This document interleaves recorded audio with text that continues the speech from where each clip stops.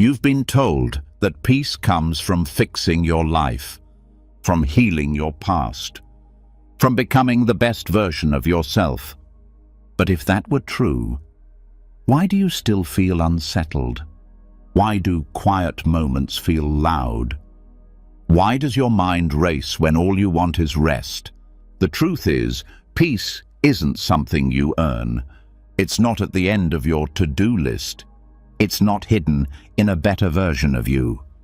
Real peace, the kind that sinks into your bones, comes from letting go, not from having more, but from needing less, not from chasing, but from stopping, from stillness, from seeing clearly. And for over 2,500 years, Buddhist wisdom has held the path. Not a religion, not a rule book, a quiet invitation to come home to yourself, to stop believing every thought, to stop carrying what was never yours, to stop chasing a version of life that only makes you tired. Tonight, something shifts. As you listen to these lessons, your breath will slow, the noise in your head will soften, and a deep calm, the kind you forgot existed, will begin to rise. You'll remember that you are not broken. You never were. You were just too busy trying to be something else. This isn't just a way to fall asleep. It's a way to wake up to the peace that's been waiting inside you all along. Are you ready? Let's begin. You've been told that peace comes from fixing your life, from healing your past, from becoming the best version of yourself. But if that were true, why do you still feel unsettled? Why do quiet moments feel loud? Why does your mind race when all you want is rest? The truth is, peace isn't something you earn. It's not at the end of your to-do list. It's not hidden in a better version of you. Real peace, the kind that sinks into your bones, comes from letting go. Not from having more, but from needing less. Not from chasing, but from stopping. From stillness, from seeing clearly. And for over 2,500 years, Buddhist wisdom has held the path. Not a religion, not a rule book. A quiet invitation to come home to yourself, to stop believing every thought, to stop carrying what was never yours, to stop chasing a version of life that only makes you tired. Tonight, something shifts. As you listen to these lessons, your breath will slow, the noise in your head will soften, and a deep calm, the kind you forgot existed, will begin to rise. You'll remember that you are not broken. You never were. You were just too busy trying to be something else. This isn't just a way to fall asleep. It's a way to wake up to the peace that's been waiting inside you all along. Are you ready? Let's begin. You've been carrying a story, maybe without realizing it. A quiet script running beneath your thoughts, shaping every moment, every decision. It tells you who you are, what you're worth, what you deserve. It says you're this kind of person. You've made these mistakes, you've had these victories, and from all of that, it builds a picture. This is you. But what if that story isn't true? What if the part of you that feels not good enough isn't really you? What if the version of you that's been trying to prove something, fix something, control something, was just a voice in your head? The Buddhists call this voice the illusion of self. Not because you're a ghost or nothing at all, but because what we cling to as me, the image, the narrative, the identity, is always changing. And anything that changes isn't solid, isn't permanent, isn't ultimately you. Look at your life. You've changed. Who you were 5 years ago isn't who you are today. Your fears changed, your goals changed, even your opinions, your style, your dreams. So why do we hold so tightly to "I am this" and "I am not that"? Because it feels safe. The story gives us something to hold, a label to lean on. Even if it hurts, it feels familiar. I'm anxious. I'm too emotional. I'm strong. I'm broken. These stories aren't truth. They're habits, and habits can be unlearned. Buddhist wisdom points to this simple but radical truth. There is no fixed self. You are a process, not a product. A flowing experience, not a frozen definition. What you call me is a collection of thoughts, memories, habits, roles. Like ingredients in a soup, they combine to create something. But no one ingredient is the whole thing.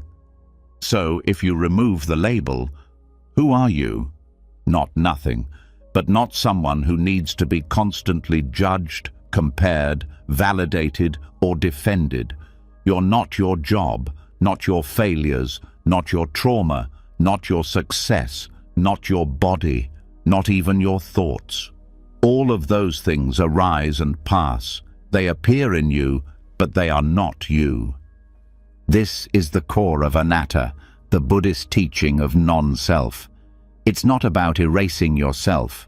It's about seeing that what you've taken to be yourself was never solid to begin with.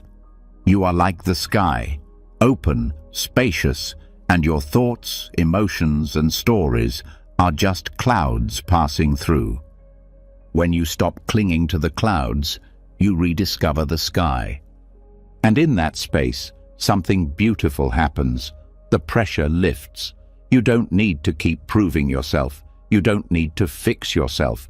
You don't need to worry if people understand you, approve of you, accept you. Because you're not trying to hold a perfect image anymore. You're just here, breathing, living, being. So much of our suffering comes from the need to defend the story. If someone criticizes you, you feel attacked. But if you don't cling to a fixed me, there's nothing to defend. Their words float by. They don't land. If you make a mistake, you don't spiral into shame. It's just an action, not an identity. If someone else succeeds, you don't feel like you've failed. Their path doesn't threaten yours, because you're not in a race to prove your value. Letting go of identity doesn't make you passive.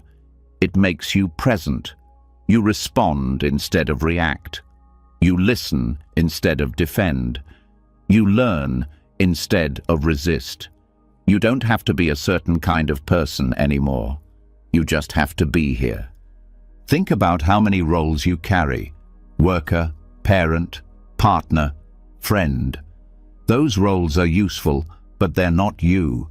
You wear them like clothes, and when the time comes, you can take them off. But many of us forget. We think the clothes are our skin. We think our role is our worth.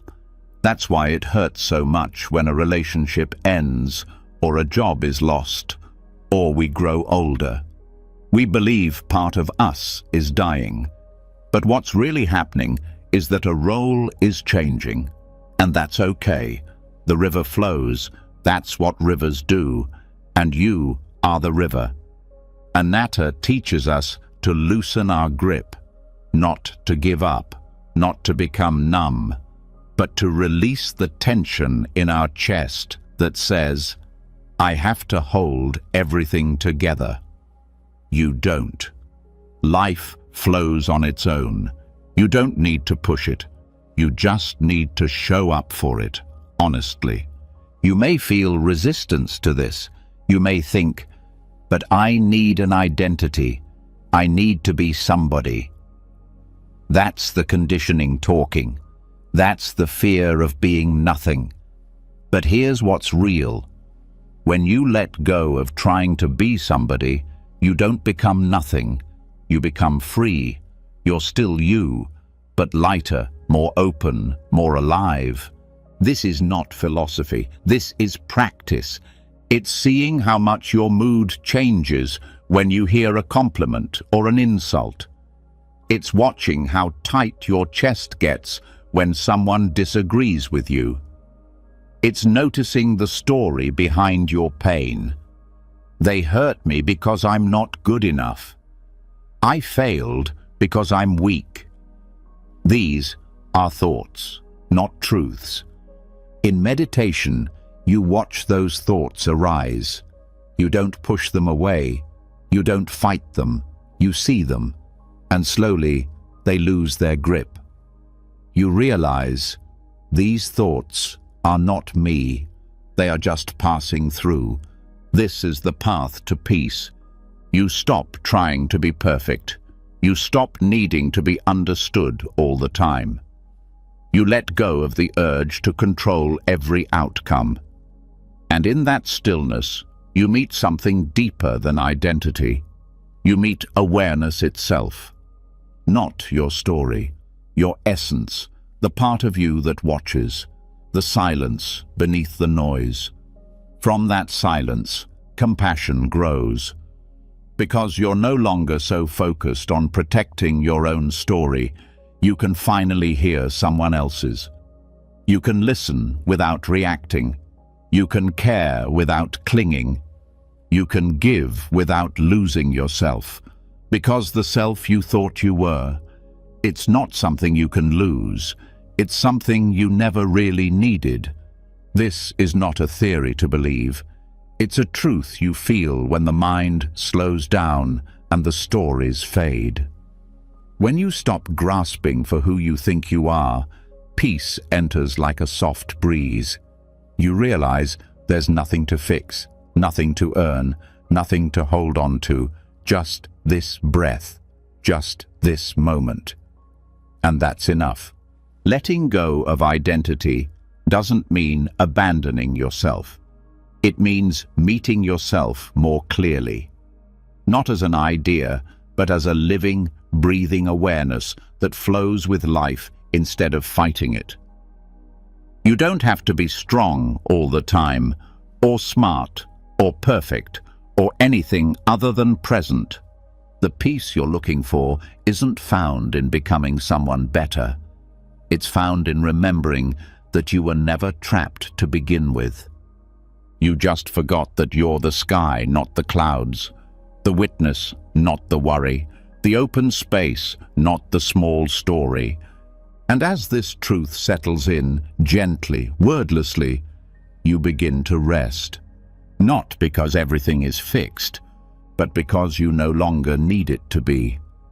Sleep can come now, not as an escape, but as a return to stillness, to softness, to peace. Let go. You're free. And so we breathe. The tension of identity has softened. The story has loosened its grip. You've tasted the quiet freedom of being no one in particular. But now a question rises. How do you live from this space without falling back into the trap? How do you walk through life without slipping into old patterns of fixing, proving, improving? Because even after seeing that the self is not solid, the habit to perfect it still clings. The world tells you to be more confident, more productive, more healed, more spiritual. But what if the problem isn't that you aren't enough? What if the problem is believing you need to be anything other than exactly what you are right now? There's a path for this, one that doesn't demand you change to be worthy of peace, but instead reveals peace within the truth of your own experience. It's ancient, simple, and often misunderstood. The Four Noble Truths. They don't require belief. They're not rules.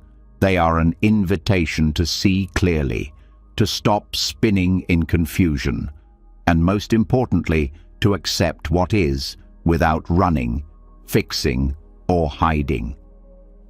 The first noble truth says, there is suffering, not as punishment, not as failure, but as a fact. No need to resist it or dress it up. Suffering exists. In big ways, loss, grief, illness, and in small, quiet ways, restlessness, shame, loneliness, comparison. When you stop pretending you're supposed to be free from discomfort, something radical happens. You stop judging it. You stop layering shame on top of pain. You stop making yourself wrong for having human emotions. Suffering becomes a shared truth, not a personal flaw.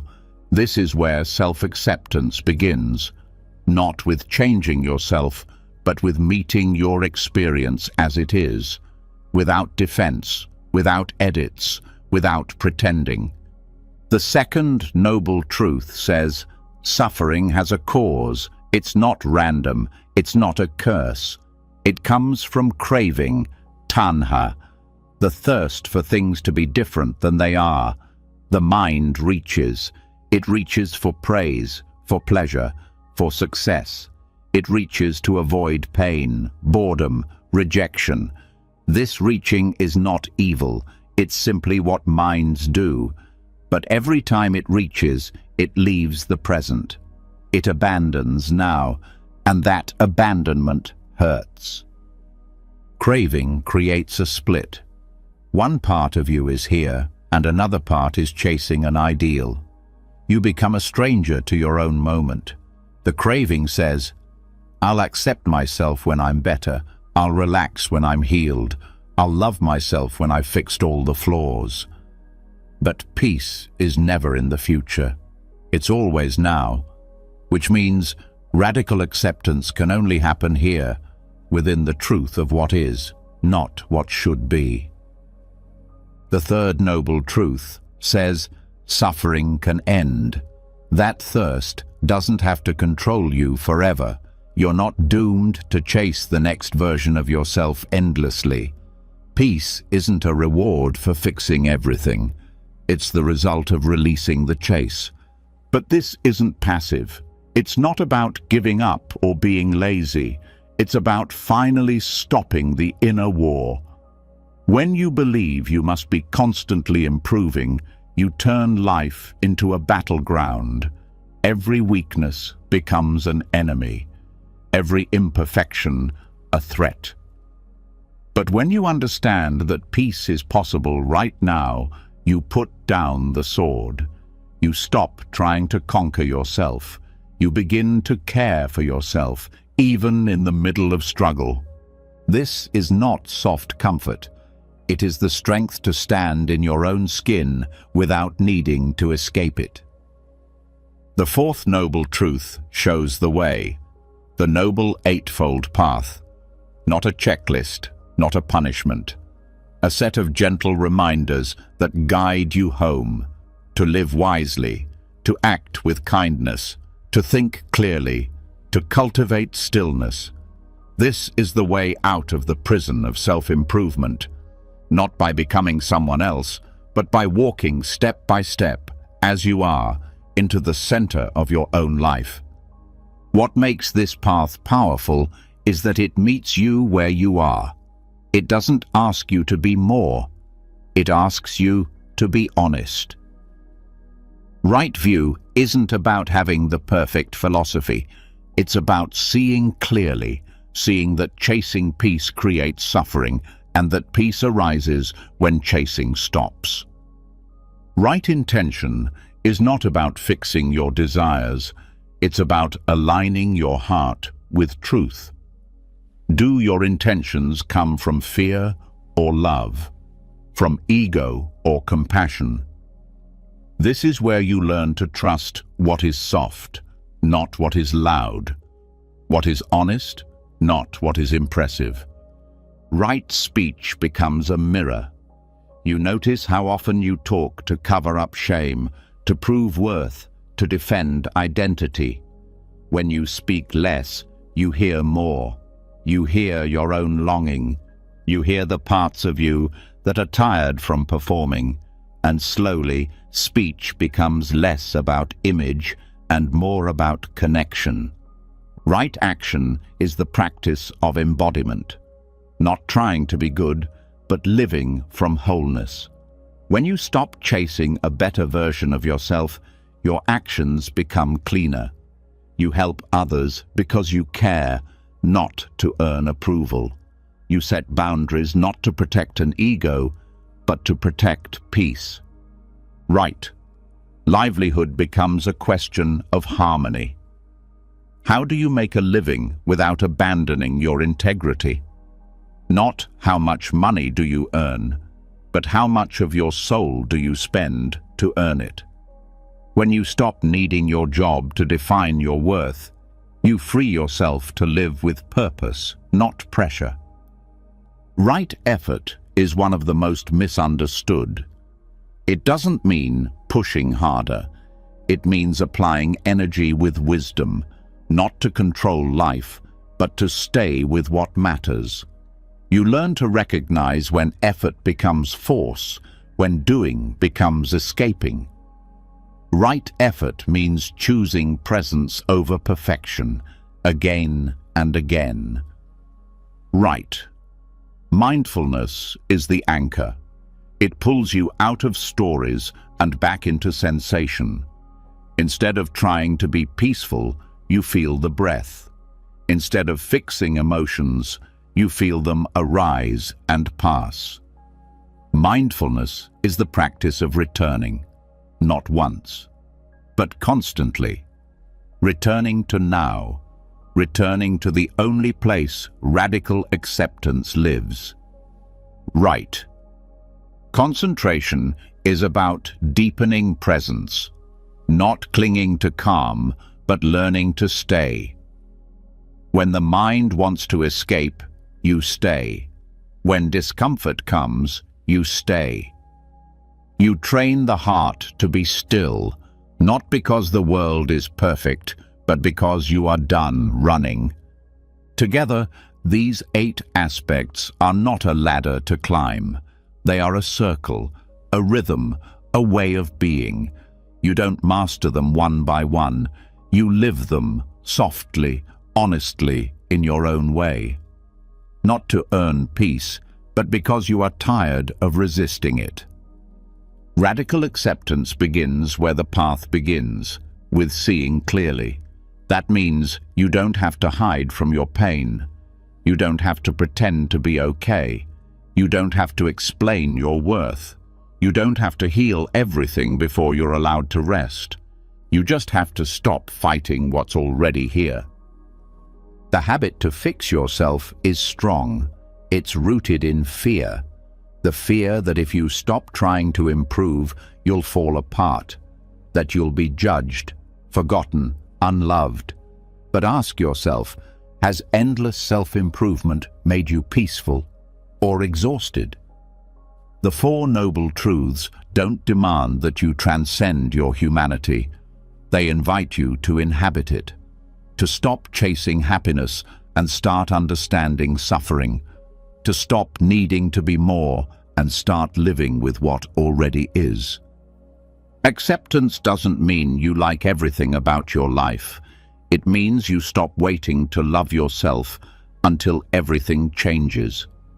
It means you treat your suffering not as a problem, but as a doorway, a teacher, a guide. This path is not about fixing, it's about freeing. You're not asked to become worthy. You're asked to remember that you already are. That the anxiety is not proof of your failure, it's proof that you care. That the sadness is not weakness, it's part of being awake. That the discomfort is not a sign you're broken, it's a sign that something true is stirring. And when you meet yourself here, without resistance, something shifts. The endless hunger softens. The harsh voice fades. The need to be someone else quiets. You learn to sit with yourself the way you would sit with a child. Gentle, present, honest. You don't demand perfection from the child. You hold space. You listen. You let them feel what they feel. You begin to offer yourself the same. Radical acceptance is not an endpoint. It's a daily practice. It's a commitment to return over and over to the truth of this moment. It's the willingness to let go of the idea that you need to be better before you can feel peace. It's the courage to say, "This is where I am, and this is enough." From that place, you stop striving, not because you've given up, but because you've finally arrived. You are not here to become someone perfect. You are here to wake up to who you already are beneath the layers of judgment. You are not here to escape suffering. You are here to understand it so deeply that it no longer controls you. This is the quiet revolution of the Four Noble Truths. Not a path of becoming, but a path of coming home. And as this truth settles into your bones, your breath changes, your thoughts soften, and a calm, steady presence begins to rise. Not a better version of you, a realer one. No more chasing, no more proving, no more waiting. You are already the one you've been trying to become. You just needed to stop and see it. So rest here. No need to rush to the next chapter. This moment is whole, and so are you. And then it settles. After all the reaching, all the quiet effort to meet life as it is, something deeper begins to rise. It doesn't shout. It doesn't demand. It simply stands in the stillness you never thought could last. The chase has slowed, but not because you've achieved something new. It's because you've seen the truth in what's already here. Now, a deeper question arises. If nothing is missing, if you are already whole, why does the restlessness remain? Why does the urge to improve, to become, to get somewhere never quite go away? This is where the mind quietly resists. Because letting go of fixing the self is one thing, but letting go of achieving something, even something as sacred as enlightenment or peace, feels harder. It feels like giving up, like wasting potential. But that's not what this is. The concept of no achievement is not failure. It's not passivity. It's not a rejection of growth. It's the dropping of the belief that you need to reach a final state to be worthy of rest. It is the unlearning of the lie that the next version of you will finally make everything okay. The heart of this teaching says, there is nothing to attain. Not because growth isn't real, but because chasing after something outside of now keeps you spinning in suffering. Every time you believe that you need to be further along, you are rejecting the present moment.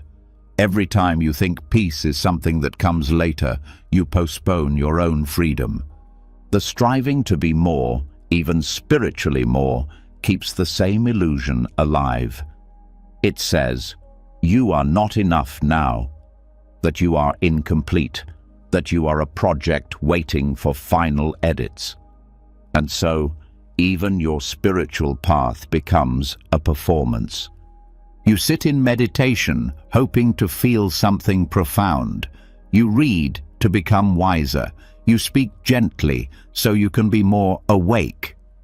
But underneath it, the same noise remains, the belief that this moment isn't it, that now is only a stepping stone to something better. That belief is the root of restlessness. Wanting to be awakened is still wanting. Wanting to be enlightened is still clinging. Wanting to be calm, successful, fulfilled, it's still a reaching hand, and every reach takes you out of presence. Every reach reinforces the illusion that you are not already touching what you seek? What if the effort to arrive is what keeps you from arriving?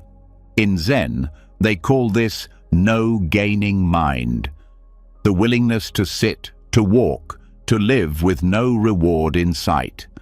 Not because you've stopped caring, but because you've stopped grasping.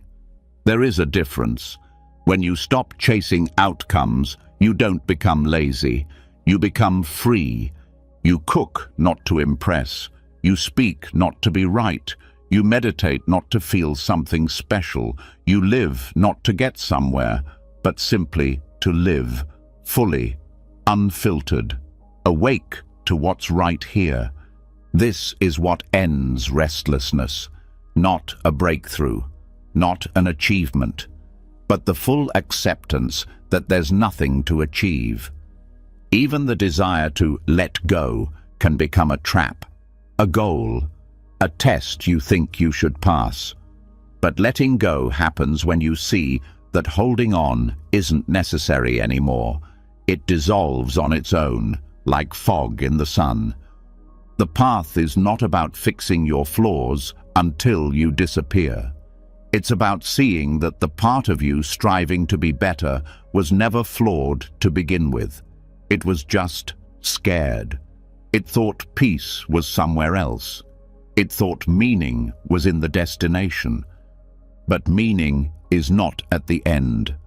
It's in the steps, in the way your foot meets the ground, in the breath that enters and leaves, in the silence that holds you when nothing needs to be said. The idea of progress is useful for maps, but for inner stillness, it's often a barrier, because every measurement creates pressure. Every imagined future creates resistance to now, and this resistance is the very thing that breaks your connection to presence. No achievement doesn't mean life stays still. It means you are not chasing your worth anymore. Growth still happens, change still comes, but it's not driven by lack. It flows from clarity, not anxiety. You don't meditate to become someone else. You sit because stillness is beautiful. You don't serve others to earn goodness. You serve because kindness feels like truth. When you stop needing life to reward you for being good, everything shifts. Your kindness becomes cleaner. Your work becomes lighter. Even your rest becomes deeper. Because there's no more waiting for the permission to exhale. So many live like they're being graded, as if life is a test and every moment is a chance to earn or lose points.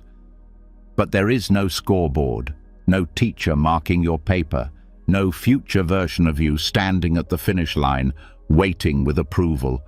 There's only this breath, this moment, this truth, that you can be whole without finishing anything. What does it feel like to move through life without striving?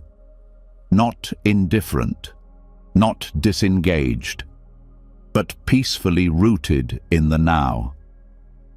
You speak with sincerity, not strategy. You walk with awareness, not urgency.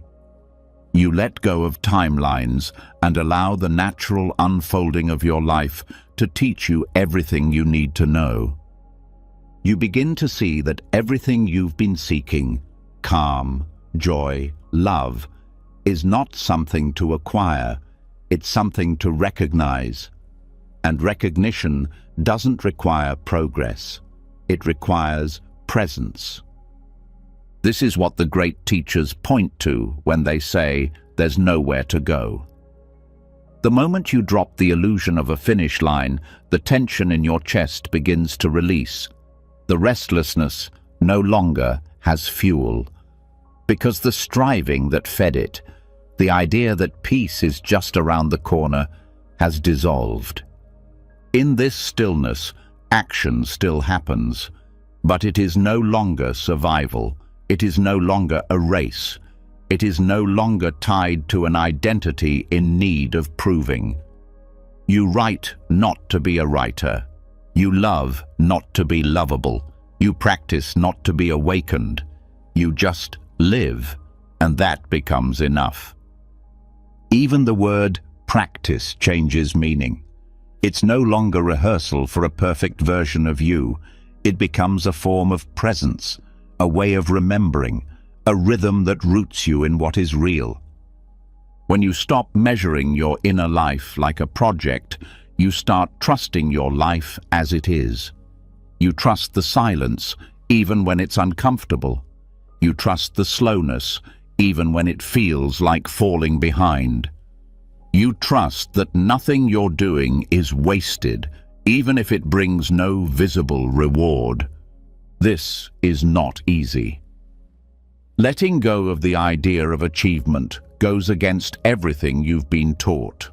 From childhood, you were praised for performance, rewarded for reaching goals, conditioned to chase the next success. To stop doing that feels dangerous, like disappearing. But what disappears is not you. What disappears is the constant pressure to be more, and what remains is something deeper, truer, a self that is not earned but discovered. This is where peace lives. In the moment you stop asking, "Am I enough yet?" and start living as if the question never needed to be asked. Restlessness doesn't always feel dramatic. Sometimes it's subtle. A tension in the background, a sense that you should be further along, a feeling that you're not quite there. But what if there doesn't exist? What if you are always here? And what if here is not a problem? The more you see this, the more rest becomes natural. You no longer need to be taught how to relax. You just stop interfering with the relaxation that was already possible, like stopping the stirring of water so it can settle on its own. Even your goals soften. You can still dream, but you no longer treat your dreams as proof of your value. You live in alignment, not in effort. You walk your path not because it leads somewhere, but because walking itself is beautiful. This freedom is not the result of years of mastery. It's the result of one clear seeing. There is nothing to attain. And that seeing, once felt deeply, changes how you relate to everything. You stop looking to practice as a way out of your current life and start seeing it as a way deeper into it. You stop waiting to feel worthy and start living from the worth that was always there. You stop hoping to become spiritual and realize you already are, because to be awake is not a future state.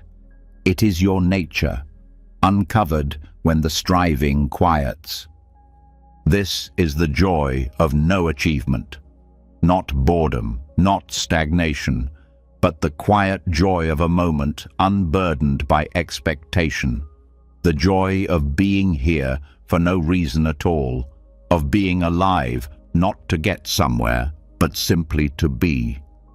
And when this joy becomes familiar, restlessness becomes unfamiliar, not because life becomes easy, but because the part of you that believed you needed to arrive has dissolved.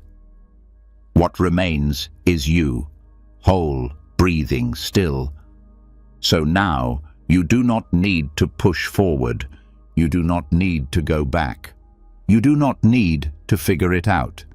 You only need to see clearly there is nothing missing, and from that seeing, you can finally rest. Not as a reward, but because you are no longer reaching. Now, peace becomes not a peak, but a presence. Not a prize, but a place you return to with every breath. And that breath is enough. And now that the striving has quieted, a different kind of restlessness begins to reveal itself. It's not loud or dramatic. It's subtle, quiet, but persistent. A thought that doesn't shout, but whispers at the edges of your peace. Someone else is doing better. Even when you've let go of chasing perfection, even when you've stopped needing to achieve something spiritual or external, there can still be a shadow, a quiet habit that looks sideways, measuring, judging, comparing. Even in moments of stillness, there's a part of the mind that checks the room, checks the feed, checks the past, checks the future. It asks, am I enough compared to them? This habit is not personal. It's been trained into us from early life, praised when we stood out, noticed when we were better, ignored when we blended in. It grew roots without us noticing. And now, even as you walk a spiritual path, it walks beside you. Comparison doesn't need attention to survive. It needs your doubt. And for many, that doubt has been there for years. But Buddhist wisdom invites us to see clearly, not just the surface problem, but the mechanism beneath it. Comparison isn't just unpleasant. It's a misunderstanding. It arises when we forget the truth of our own enoughness, when we stop seeing life directly and instead filter it through someone else's reflection. There is a core teaching in the Dharma. Suffering arises from delusion. And one of the deepest delusions is the belief that your value is relative to others, that your peace, your worth, your success must be measured against what someone else has achieved. This is not just a cultural message. It is also a deeply conditioned view of self. When we say they are happier, smarter, further along, we are not just making observations. We are building a false story of lack. That story says, if I don't have what they have, I must be behind. But behind what? What race are we running? Who is keeping score? The Dharma gently reminds us, there is no universal standard for peace. There is only the present moment and your relationship to it. The problem with comparison isn't just that it feels bad, it's that it pulls you out of alignment with your own truth, your own path, your own unfolding. It teaches the mind to chase what was never meant to be yours, to want someone else's joy instead of understanding your own. Buddhism doesn't solve comparison by telling you to be better. It ends comparison by dissolving the self that compares, not in a harsh or nihilistic way, but in a clear and compassionate way. When the self becomes less solid, the habit to protect or elevate it becomes less urgent. You stop needing to win. You stop needing to be seen a certain way. And in that release, you start to touch the freedom of enough. Enough is not a measurement. It's not a number. It's not a threshold you cross one day. Enough is a truth you return to. It is the steady ground beneath the mind that constantly moves. It is what remains when the comparisons fall silent. But to return to enough, you must see the cost of comparison. Not just emotionally, but spiritually. When you compare, you shrink. You forget the fullness of your own experience. You stop living your life and begin performing it, hoping that one day someone will say, you made it. But the Dharma tells the truth. That day doesn't come. The voice you want approval from lives inside you, and it can only be satisfied by turning inward, not outward. The Buddha taught that envy is a form of suffering, not because it's shameful, but because it separates you from others. It builds a wall between you and the world. It says, they have what I don't. I cannot be happy until I have it too. But true joy, mudita, is the ability to celebrate others without losing your own peace. It is the practice of saying, I'm glad they are thriving, while knowing their light doesn't dim yours. This is not easy. It requires a shift in perspective, a breaking of habits. But it begins in the small moments, the way you react to someone else's good news, the way you feel when you scroll through curated lives on screens, the way you instinctively measure your worth in likes, attention, titles, roles. In those moments, you can begin to return, not by resisting the feeling, but by seeing it clearly. This comparison is not truth. It is a conditioned pattern. It is not a reflection of reality. It is a reflection of insecurity. And insecurity, too, is not personal. It is a result of believing that peace must be earned by becoming better, the same misunderstanding that drives all suffering. So we meet comparison the same way we meet craving or fear, with awareness, not judgment. You notice the story forming. You breathe. You do not follow it. You return to now. And in that returning, you begin to see there is nothing lacking here. Contentment arises not when you get what others have, but when you realize you never needed it. You do not need to be as loved as they are. You do not need to be as advanced, as calm, as disciplined, because their path is not your path. Their life is not your curriculum. Each person's unfolding is unique. The Dharma meets each of us differently, depending on our wounds, our conditioning, our karma. And when you start to trust that, you stop grasping for someone else's timeline. You learn to listen inwardly. What do I need now? What is true for me in this moment? Not, what should I be doing? Not, what would make me look better? But, what serves presence? What supports clarity? When you live this way, something beautiful happens. You stop living from deficit.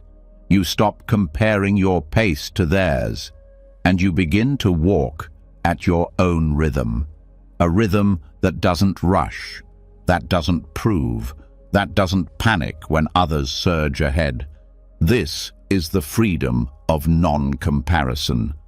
Not because you've achieved more than others, but because you've stepped out of the game. You no longer need to win, because you've remembered there is no race. This remembering doesn't make you passive, it makes you grounded. You still grow, you still evolve. But not from pressure, not from fear, from trust, from joy, from the deep understanding that your life is unfolding exactly as it needs to. Gratitude begins to replace envy. Clarity begins to replace judgment. You stop interpreting someone else's joy as your failure. You stop measuring your reflection by the standards of someone else's mirror. And slowly, the silence grows. The mind, no longer comparing, becomes still. And in that stillness, enoughness is not an idea. It is a felt reality. You begin to feel full, not because you've achieved everything, but because you are no longer seeking to match anyone else. Buddhist teachings do not shame comparison. They reveal it. They shine a light on its root. And that root, always, is the belief that you are separate, that you must compete, that life is limited, and that someone else's gain is your loss. But the truth is abundance, not material abundance, but the inner abundance that knows there is room for all, room for many kinds of joy, many expressions of wisdom, many timelines, many truths. There is no single version of a good life, no universal definition of awakening, no ranking of souls. You are not behind, you are not late, you are not lesser. You are simply here. And here is always enough. To live without comparison is to return home to yourself. Not a smaller version of you, but a fuller one. A version that knows you are not more peaceful when you finally catch up, but when you stop running altogether. Now, the peace you've been searching for doesn't arrive with achievement. It arises with understanding. And understanding deepens when comparison fades. This is the Dharma of enough, not a concept to repeat, but a truth to live. To walk through each day not needing to be better than anyone, but present with what is. To measure not how far you've come, but how closely you're living in alignment with this moment. And if you ever forget, the practice is simple. Return. Come back to now. Come back to breath. Come back to yourself. There's nothing missing. There's no one to become. You are already whole, not in comparison, but in essence. That's the truth you carry forward now. Quiet, clear, unshaken. Enough. When the noise of comparison fades, something unexpected appears in its place. Not peace immediately, but space. And in that space, a deeper question rises. What have you been filling your life with to avoid hearing what's really there? Even when the outer world is quiet, the mind often isn't. Thoughts continue, commentary loops, reactions spin. The absence of noise is not the same as the presence of stillness. To truly hear yourself, not your opinions, not your fears, not your goals, but the quiet center beneath all of it, requires something even rarer than silence. It requires noble silence. This silence is not the absence of sound. It's the absence of unnecessary speech, the absence of noise that serves no purpose but to distract, cover up, or avoid. Noble silence is not just about keeping your mouth closed. It's about stepping back from the compulsion to explain, to respond, to defend, to perform. We speak for many reasons. To connect, yes, but also to escape, to avoid discomfort, to control how others see us, to fill the air when we fear what might come up in its absence. Speech becomes a way to edit ourselves in real time, to polish the self we want others to perceive. And when we're constantly speaking, we're rarely listening, not to others and not to ourselves. Intentional silence is a return. It brings the mind closer to the heart. Without the need to speak, something inside relaxes. The pressure to perform softens. The need to impress fades. What's left is honesty, not the kind spoken out loud, but the kind that arises when there's no audience, when there's nothing to maintain, when there's simply presence. Buddhist traditions often encourage periods of noble silence as part of retreats, meditative practice, and daily life. It's not just a technique, it's a doorway, a way to break the habit of speaking without awareness. A practice that shifts the center of gravity from the external to the internal. When you stop talking, you start noticing. You notice your own mind more clearly. How quickly it reacts, how often it judges, how frequently it plans the next thing to say. You begin to see how much energy is spent constructing and defending the identity you present to the world.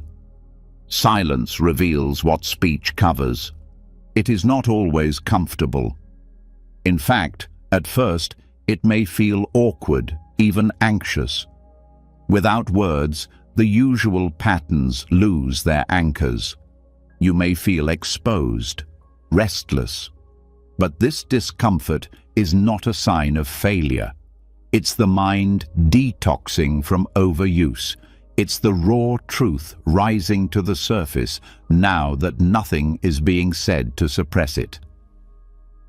And in that raw truth, healing becomes possible. Not because you're fixing yourself, but because you're no longer running from yourself. Noble silence is not withdrawal, it's re-engagement, a deeper meeting with what's really alive in you. Silence also reveals the quality of your inner dialogue. When the outer voice quiets, the inner voice becomes louder. You start to hear the way you speak to yourself, whether your thoughts are kind or cruel, whether they uplift or tear down. In this way, silence becomes a mirror, one that cannot be escaped. But this mirror is not meant to shame, it's meant to clarify. Once you see what you're saying to yourself, you can begin to shift it. Not by force, but by awareness. You realize that not all thoughts are true, not all thoughts are useful, and not all thoughts are yours to believe. This is the quiet revolution of noble silence. It does not demand that you fix your mind. It simply shows you your mind. And in seeing it clearly, you no longer need to react to it. You begin to make space. Space between thought and action. Space between impulse and response. Space between discomfort and reaction. And in that space, peace lives. Silence also reveals your deeper longings. When the noise fades, what remains is often a quiet ache, a longing for connection, for meaning, for rest. And when those longings are no longer drowned in conversation, you can meet them with presence rather than avoidance. The stillness becomes a kind of sanctuary, not a place to escape the world, but a place to meet the world more clearly.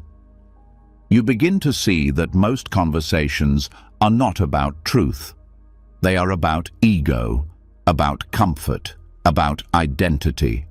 And while speech can be beautiful, it is rarely as necessary as we believe. Noble silence doesn't mean avoiding others.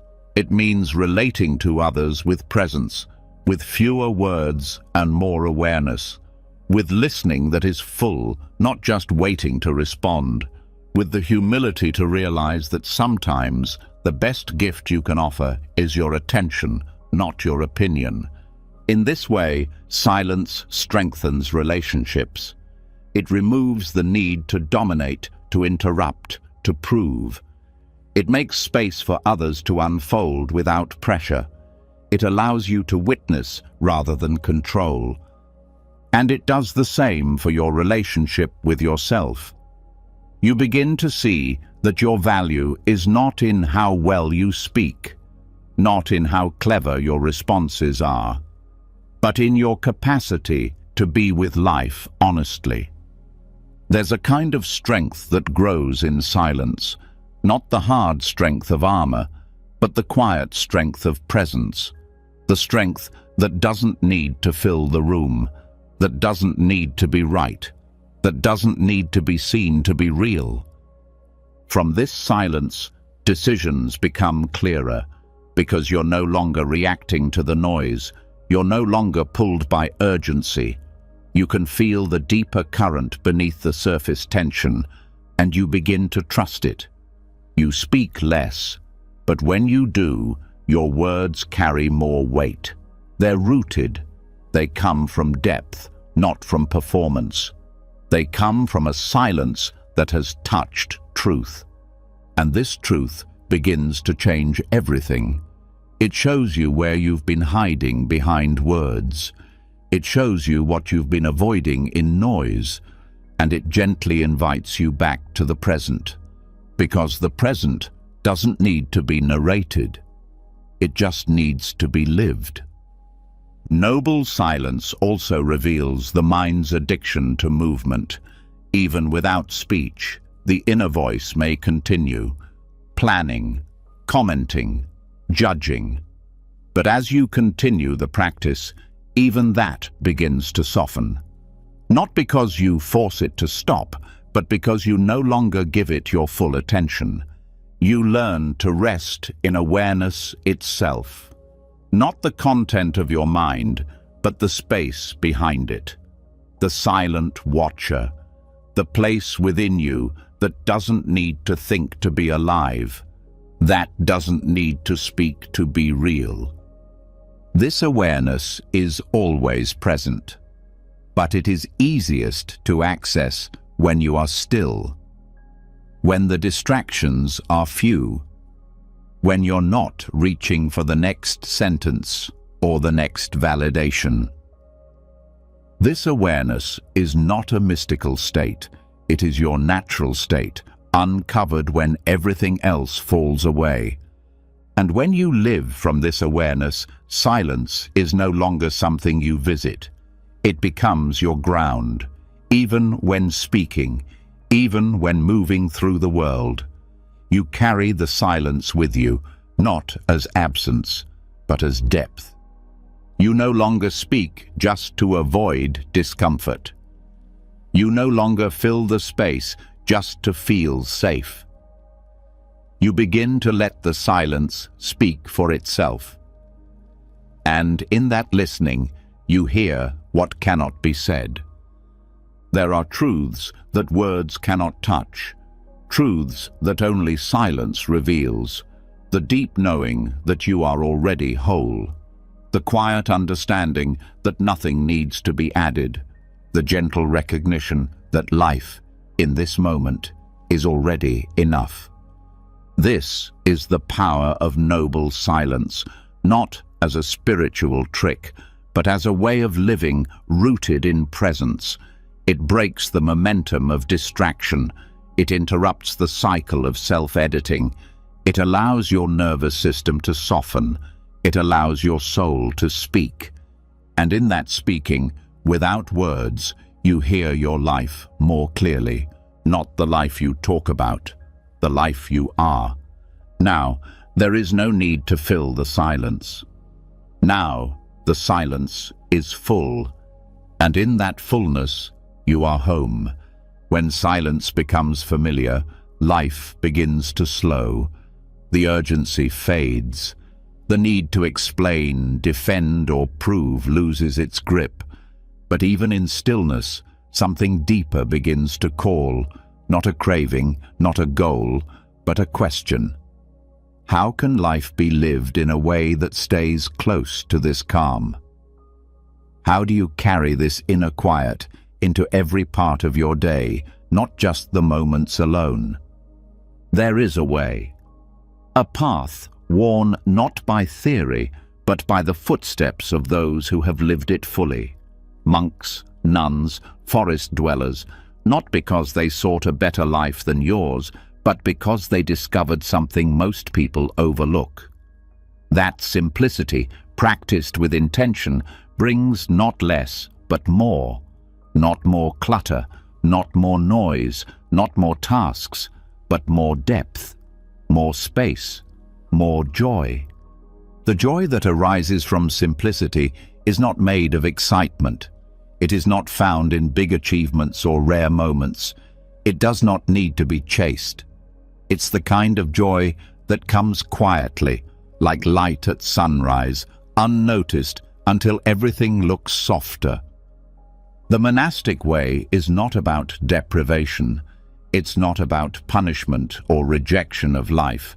It's about returning to what is essential, removing what distracts, softening what hardens, and choosing over and over what matters. In Buddhist monastic life, the vow of simplicity touches every part of living. There is little ownership, few possessions, no personal ambition. Time is structured, but not rushed. Meals are shared, but often silent. Clothing is plain, movement is slow, work is purposeful, but not driven by pressure. The entire rhythm is shaped around clarity, around reducing what clouds the mind and obscures the heart. And while most people do not live in monasteries, the wisdom that guides monastic life is not limited to walls or robes. It is available anywhere there is willingness to let go, to shift from accumulation to awareness, to choose depth over excess. In daily life, this begins with space. The physical kind, yes, but also the mental. The decision to own fewer things, not as a trend, but as a practice. Fewer things mean fewer decisions, fewer distractions, fewer chances to anchor your identity in what you possess. Every object carries energy. Every possession asks for attention. When you begin to release what is not necessary, you create room for what truly supports your peace. But simplicity is not just decluttering your house, it's decluttering your day. The way you spend your time reflects what you value. Monastic life protects time, not with strict rules, but with intention. Time is not something to be filled, it is something to be honored. Busyness is often worn like a badge of honor, but beneath it is often avoidance. Avoidance of silence, avoidance of discomfort, avoidance of being alone with what you feel. But simplicity removes the need to stay busy to feel worthy. It replaces doing more with being more present. This also means learning to say no, not to reject life, but to protect its quality. Monastic wisdom values boundaries, not out of selfishness, but because peace cannot grow where there is constant noise. When you simplify your commitments, you give yourself back the chance to show up fully for what remains. Monastic simplicity is rooted in humility. Not the kind that puts you down, but the kind that stops needing to be elevated. When you stop trying to stand out, life becomes lighter. You stop comparing, you stop performing, you start participating, genuinely, without the filter of ego. Humility brings you closer to others. It removes the invisible wall that status and pride create. It lets you ask for help. It lets you listen more than speak.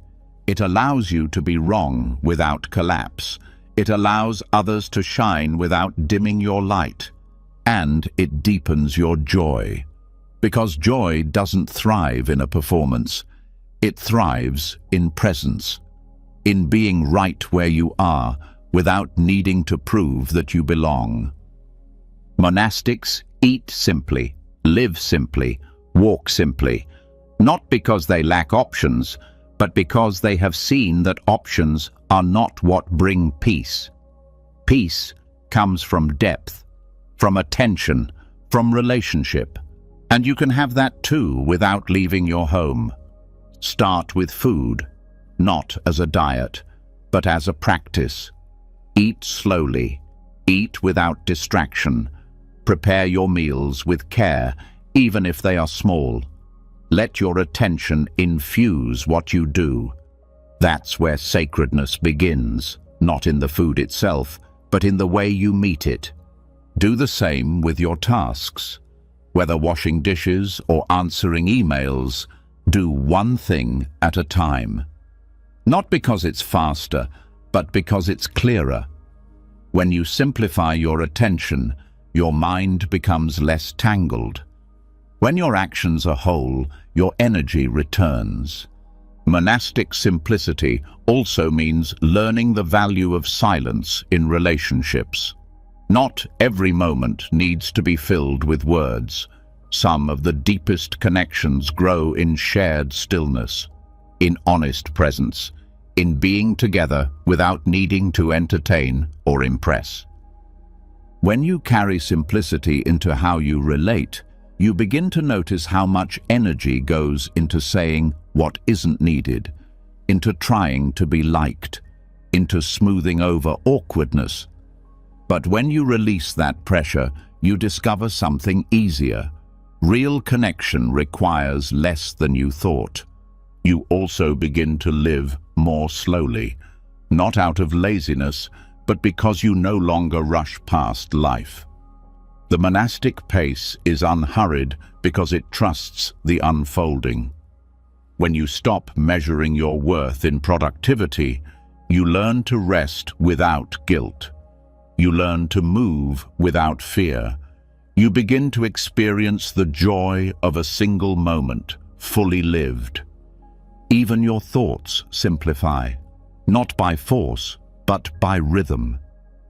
A slower life reveals the excess thinking that never needed to happen.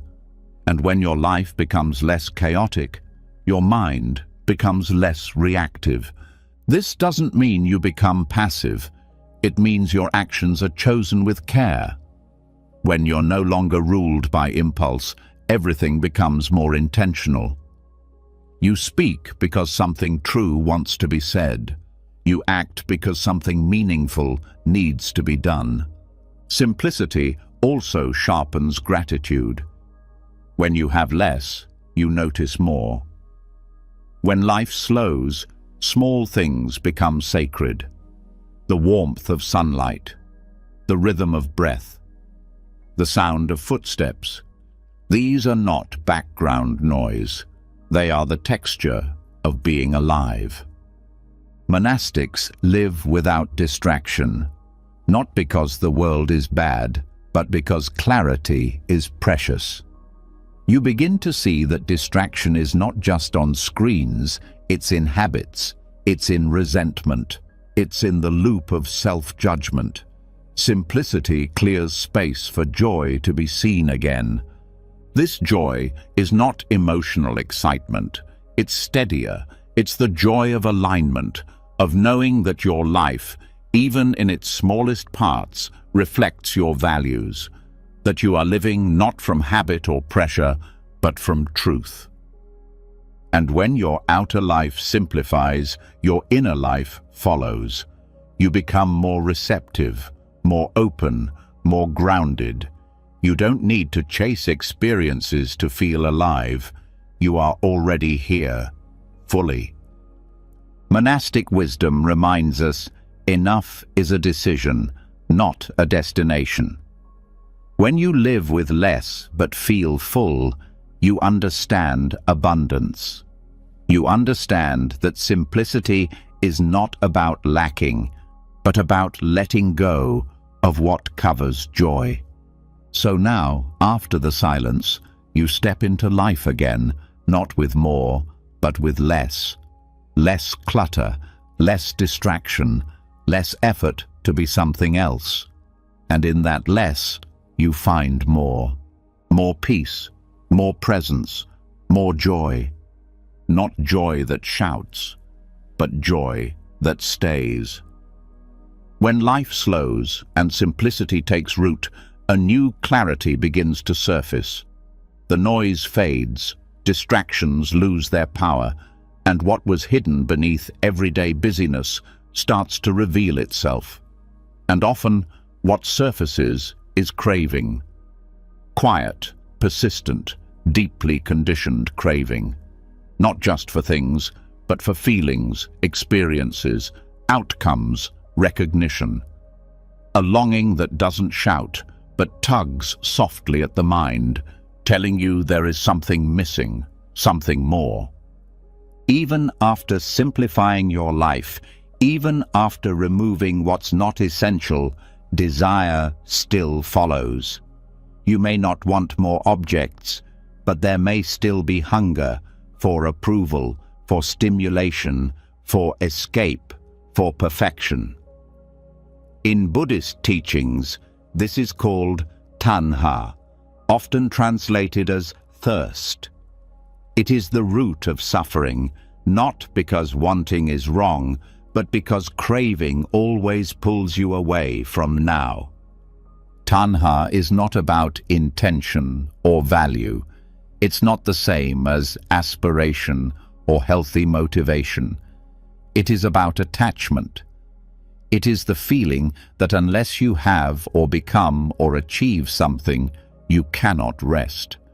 It is what keeps you slightly tilted toward the next thing, the next moment, the next version of peace.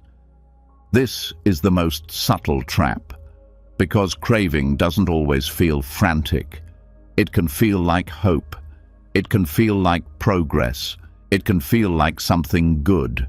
But underneath it is tension, a sense that this moment is incomplete, that now is not enough, that you are not enough, and that unless something changes, peace will remain just out of reach.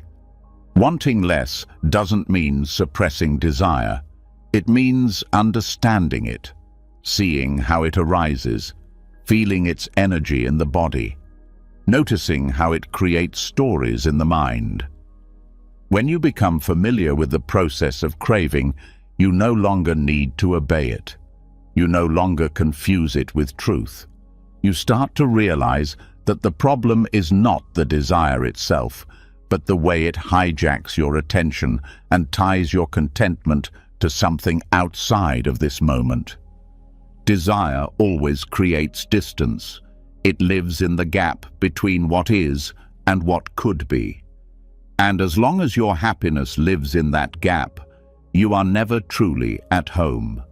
You are always waiting, always slightly leaning forward, always postponing rest.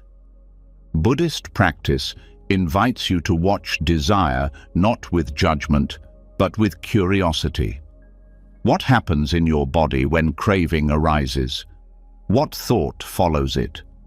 What do you believe you will feel when you finally have what you want? And is that feeling truly missing now, or is it just buried beneath the craving itself?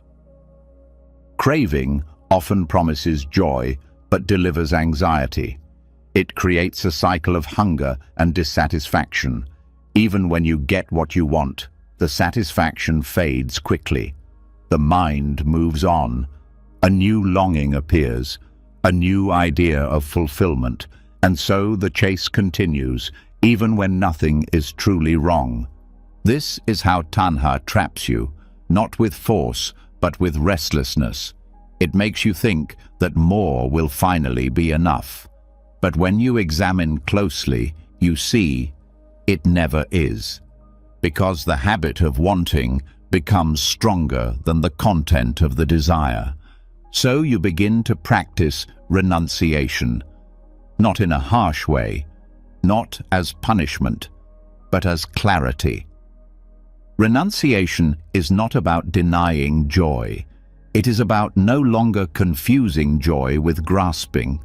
It is about learning that you can enjoy something without needing to possess it, that you can meet beauty, pleasure, connection without the tension of clinging.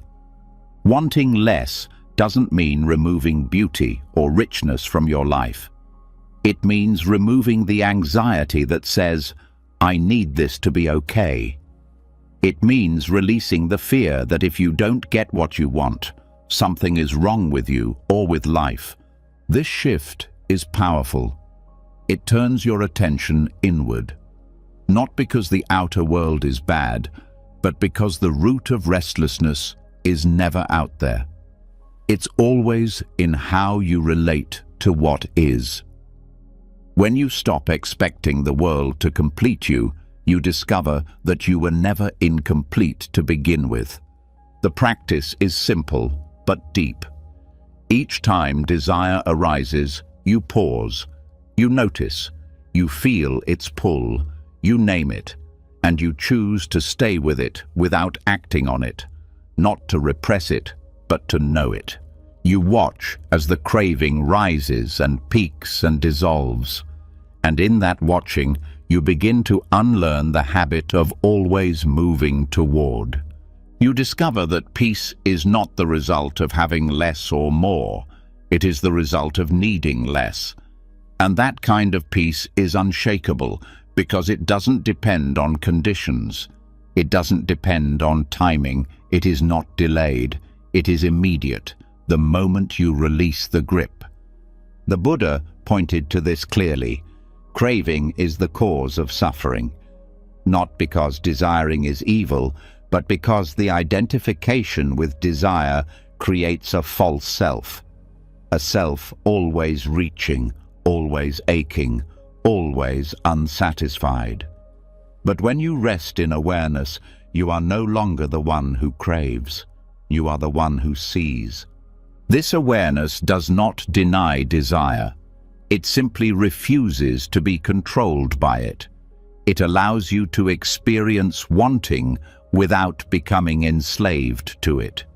This is not detachment as indifference.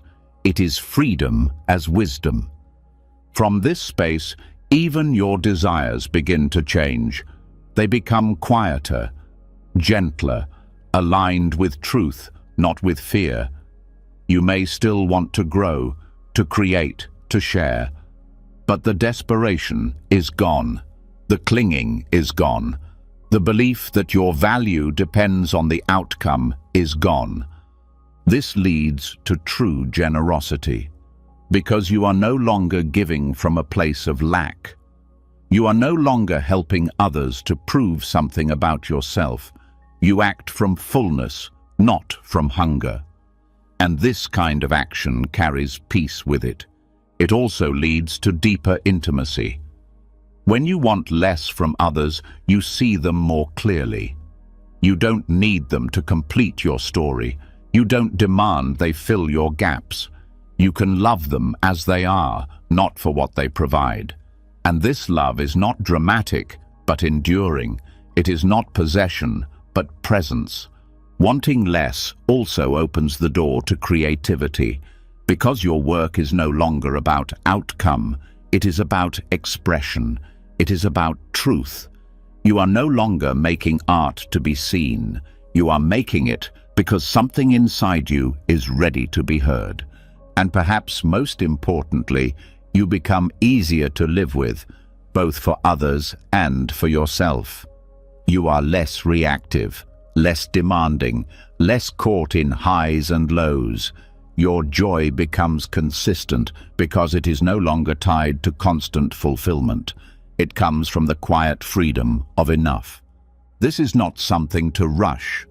The mind has been trained to want for a long time. Craving is a habit as much as a response. But with practice, the space between wanting and acting begins to grow. And in that space, you find your peace. You find your clarity. You find yourself not as a wanting thing, but as awareness itself.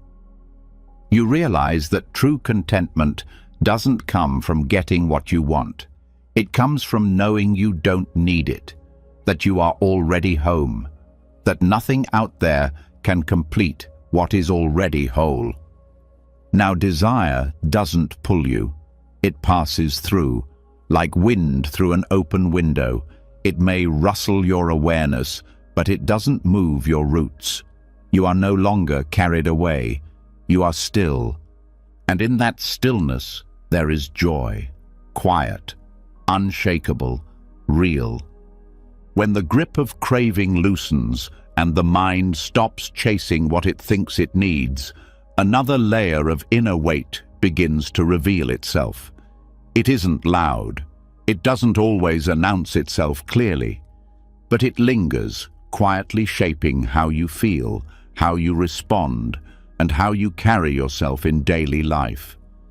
It's the heavy presence of unresolved pain, resentment, guilt, betrayal, shame. What hasn't been forgiven? There is no lasting peace without forgiveness. No matter how much you simplify or how deeply you meditate, the heart cannot fully rest when it holds tight to a wound. Forgiveness is not something extra to consider at the end of a spiritual path. It is the path. Without it, you are still carrying the weight of the past. You are still reacting to old stories, old harm, old versions of yourself and others. In Buddhism, forgiveness is not a command. It's not something you do to be moral. It's something you do to be free. The Buddha never taught it as a duty to others, but as a release of the suffering we continue to create by holding on.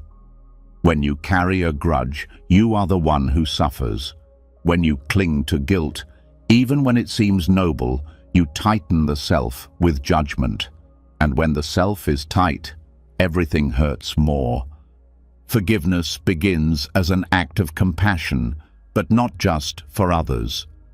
True forgiveness starts with yourself. That doesn't mean excusing harmful behavior. It means recognizing that you are no longer that person who made that mistake. The person who acted from fear, confusion, or pain is not the same person who now regrets it.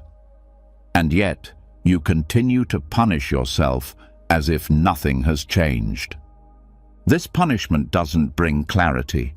It doesn't prevent future harm. It only builds layers of shame, and shame distorts perception. It keeps you in a cycle of unworthiness. It blocks you from fully showing up in your life because part of you still believes you do not deserve peace. But the teachings on emptiness offer a doorway through this. They remind you that there is no fixed self, no permanent person who did something wrong. The person who caused harm was the product of conditions, thoughts, emotions, ignorance, past wounds. Not an evil soul, but a confused mind. Understanding this does not excuse behavior. It places it in a broader truth. Things arise because of causes and conditions. And when conditions change, outcomes change. When you forgive yourself, you are not saying what happened was okay. You are saying you no longer need to suffer in order to learn. You are releasing the idea that growth requires punishment. Instead, you allow healing to happen through awareness and responsibility, not guilt and self-hatred. This shift opens space. Space for tenderness, honesty, and change. And from that space, forgiveness of others becomes more possible. Because when you understand your own pain with compassion, you begin to see the pain in others more clearly, not as justification, but as reality. People hurt others because they are hurting, because they are confused, because they do not see clearly. This is not romanticizing harm. It is recognizing that harmful actions come from a place of blindness, not truth. And when you cling to what someone did, when you keep feeding the story, you bind yourself to their ignorance. You become trapped in their pain. Forgiveness is the refusal to let that pain define your future. It is not forgetting. It is not pretending. It is looking clearly at what happened and choosing not to carry the bitterness forward. You stop drinking the poison you hoped would hurt someone else, and you allow your heart to rest. In Buddhist practice, metta, loving kindness, is a powerful gateway into forgiveness, not as a feeling, but as an intention. You begin by wishing yourself well. Even if it feels false, even if the mind resists, you plant the seed. May I be free from suffering. May I forgive myself. May I begin again. From there, you extend the same wish to others, not just those you love, but those who hurt you. Not because they deserve it, but because hatred is heavy. This does not mean you allow harm to continue. Forgiveness does not remove the need for boundaries. In fact, it clarifies them. Because you are no longer reacting out of anger, you can act from wisdom. You can say no clearly. You can walk away without revenge. You can speak truth without cruelty. This is what freedom looks like when it is lived. Forgiveness is often misunderstood as reconciliation. But you can forgive without rebuilding a relationship. You can release anger without inviting someone back into your life. You forgive not to restore the past, but to reclaim the present, to stop being defined by what someone else did. This practice also reveals that grudges are not always dramatic. Sometimes they are subtle. A small resentment, a grudge toward a parent, a friend, a co-worker, even a stranger, or the old bitterness toward yourself for not being stronger, wiser, faster. But every grudge, no matter how small, keeps part of your heart closed. And a closed heart cannot fully receive joy. You may notice that the mind resists this. It says, but they never apologized, they never suffered, they don't deserve forgiveness. And that might be true, but Buddhist teachings ask, do you deserve to stay bound to that pain? Do you want your peace to depend on someone else's behavior? Forgiveness is not a reward for others, it is a release for you. This release takes time. It is not a single decision, it is a process of loosening. You notice when the resentment rises, you name it, you feel its heat, you hold it gently, you don't fight it, but you don't feed it. You keep returning to the intention to let go, even if the feeling doesn't follow right away. And over time, something shifts. The story loses power, the blame softens, the tightness in the chest relaxes, and in its place, space opens up. A space that doesn't forget what happened, but no longer centers it. A space that allows joy to return, not because the past changed, but because your relationship to it did. This is what makes forgiveness liberating. It removes the chains of identification. You stop being the victim of the story. You stop being the villain of your past. You start being present again. And in presence, healing happens without force. Awareness itself becomes the medicine. Even your memories begin to shift, not in their facts, but in their emotional grip. You see them not through pain, but through wisdom. You recognize the conditions, the causes, the human fragility behind the harm. And you begin to understand that no one is their worst moment, not even you.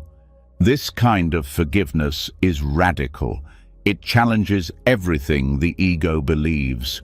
It says you do not need to carry pain forever, that your strength is not in holding on, but in letting go.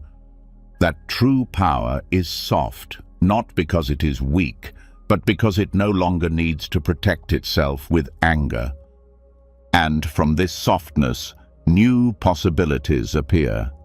Relationships begin to change. The way you hold your own past begins to change. Even the future changes because you are no longer bringing yesterday's wounds into today's choices. Forgiveness is not a favor you do. It is not a performance. It is an inner shift, a quiet surrender to the truth that life is too short, too sacred, too precious to be defined by what went wrong. Now you carry less. You breathe deeper. You walk lighter. Not because everything has been solved, but because you are no longer at war with what cannot be changed. This is the heart of liberation, a freedom that begins in the mind and ripples into everything you touch. Because when you forgive, you are not just releasing pain, you are reclaiming peace. And peace, once known, becomes the ground you return to again and again, When the grip of resentment releases and forgiveness softens the heart, clarity begins to settle. There's a deeper stillness, one that doesn't come from changing the outside world, but from how you now hold your experiences. You stop reacting with old pain. You stop living inside stories that once held you hostage. But as you continue inward, a new layer reveals itself, one that's even more intimate, more constant, and often more unnoticed than anything else: your thoughts. Thoughts don't shout the way anger does. They don't flash like jealousy or ache like sadness. They're quieter, more familiar. So familiar, in fact, that most go undetected. They become part of the atmosphere of the mind, automatic, unnoticed, accepted as truth. But every thought leaves a trace, not just in the moment, but in the shape of your life. Buddhist teachings name this powerful force sankhara, mental formations. The imprints of thought, intention, habit, and emotion that leave residue on your consciousness and guide how your reality unfolds. Sankharas are subtle. They're not just beliefs, but impressions. They influence how you feel, how you speak, how you interpret the world, and they're built through repetition. Every time you think a thought and believe it, it leaves a deeper mark. Every assumption you make, every internal judgment you repeat, every anxious loop you allow strengthens that particular formation. And that's karma, not in the simplified sense of punishment or reward, but in the deeply practical sense of cause and effect. What you repeatedly plant in the mind, you eventually live. This is why the inner voice matters, because even after forgiving others, even after softening the heart, you can still be trapped by the voice in your head. If that voice is harsh, if it's filled with fear, if it constantly rehearses danger or failure, you will still feel unsafe, even in moments of safety. If it tells you you're not good enough, no outer success will quiet the discomfort. And if it sees threat where there is none, your body will remain tense, your breath shallow, your nervous system unsettled. These thoughts don't come from nowhere. They are inherited, learned, shaped by early experiences, culture, trauma, conditioning. But even if you didn't choose their origin, you can choose their continuation. And this is where freedom begins, not by fighting your thoughts, but by recognizing them as events, not truths. Seeing them not as who you are, but as patterns arising from past conditions. When you no longer identify with them, they begin to lose their power. The Buddha taught that karma begins not just in action, but in intention. The thoughts you feed are intentions. Whether through repetition or rumination, they point your mind in a direction. And over time, they harden into tendencies. These tendencies create your emotional reality. They shape what you see, what you expect, how you interpret silence, how you meet uncertainty. For example, a person with a sankhara of distrust will experience kindness as manipulation. A person shaped by self-judgment will interpret neutral moments as rejection. A person whose thoughts constantly imagine worst-case scenarios will never feel safe, even when nothing is wrong. The suffering in these cases doesn't come from the world, it comes from within. But this is not a reason to blame yourself. It's an invitation to take responsibility, gently, because the same law that creates suffering also creates release. Just as harmful sankharas can be reinforced, they can also be weakened. Thoughts can be interrupted. Habits can be softened. Mental patterns can be watched instead of obeyed. And when they're no longer fed, they begin to fade. Meditation is one way this begins, not as an escape from thought, but as a training in awareness. You sit and the thoughts come. You watch them. You notice their tone, their speed, their story. And instead of reacting or believing, you return to the breath. That act alone, seeing and returning, is the beginning of karmic release. You're interrupting the cycle. You're no longer unconsciously reinforcing the same story. And in that interruption, something begins to heal. You start to notice which thoughts tighten your body, which ones create fear, which ones replay shame. You begin to name them. This is judgment. This is comparison. This is resistance. And in naming, you disidentify. You step back. You remember that you are not the thought. You are the one aware of it. This awareness is not passive.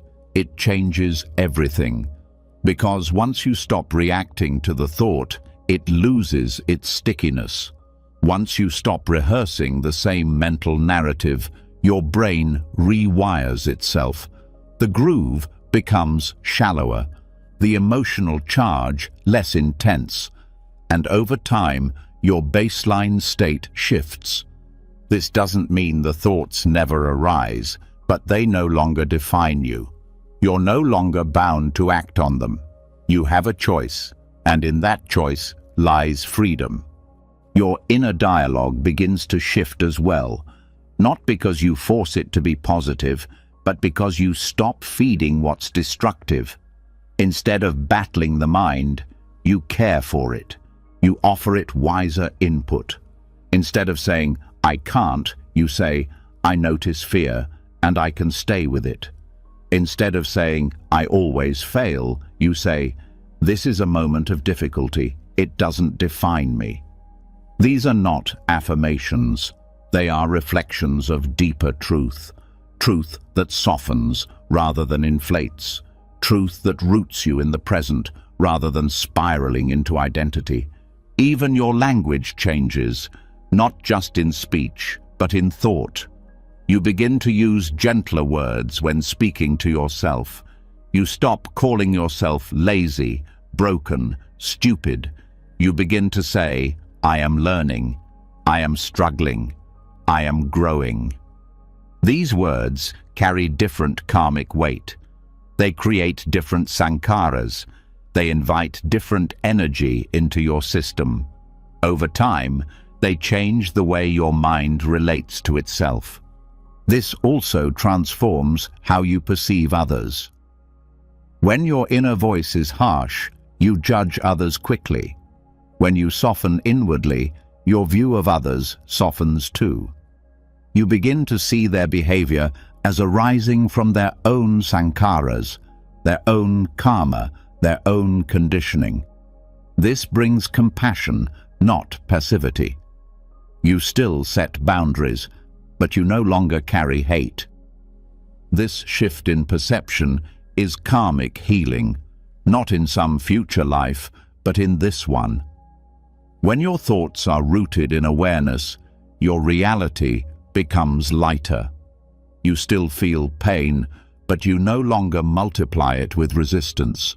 You still face challenges, but you meet them from steadiness, not panic.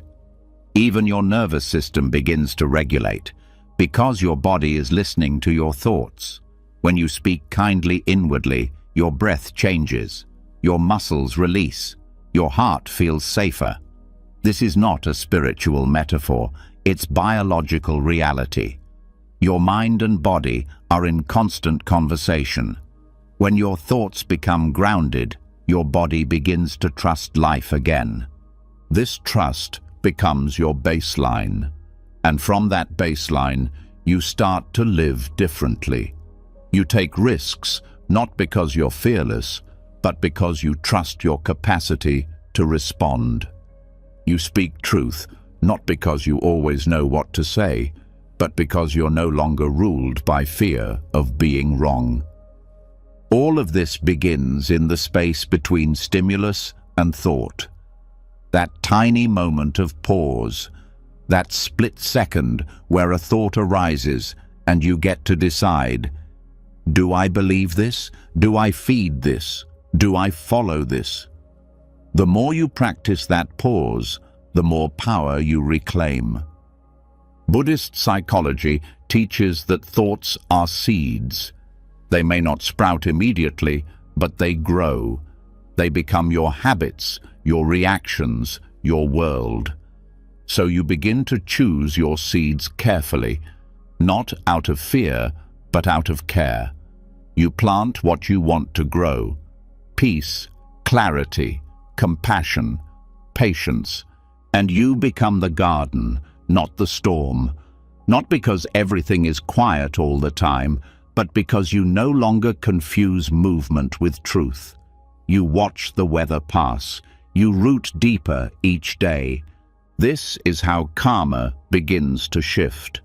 Not through rituals or beliefs, but through awareness of thought, through mastery of intention, through the courage to meet your own mind with honesty and gentleness.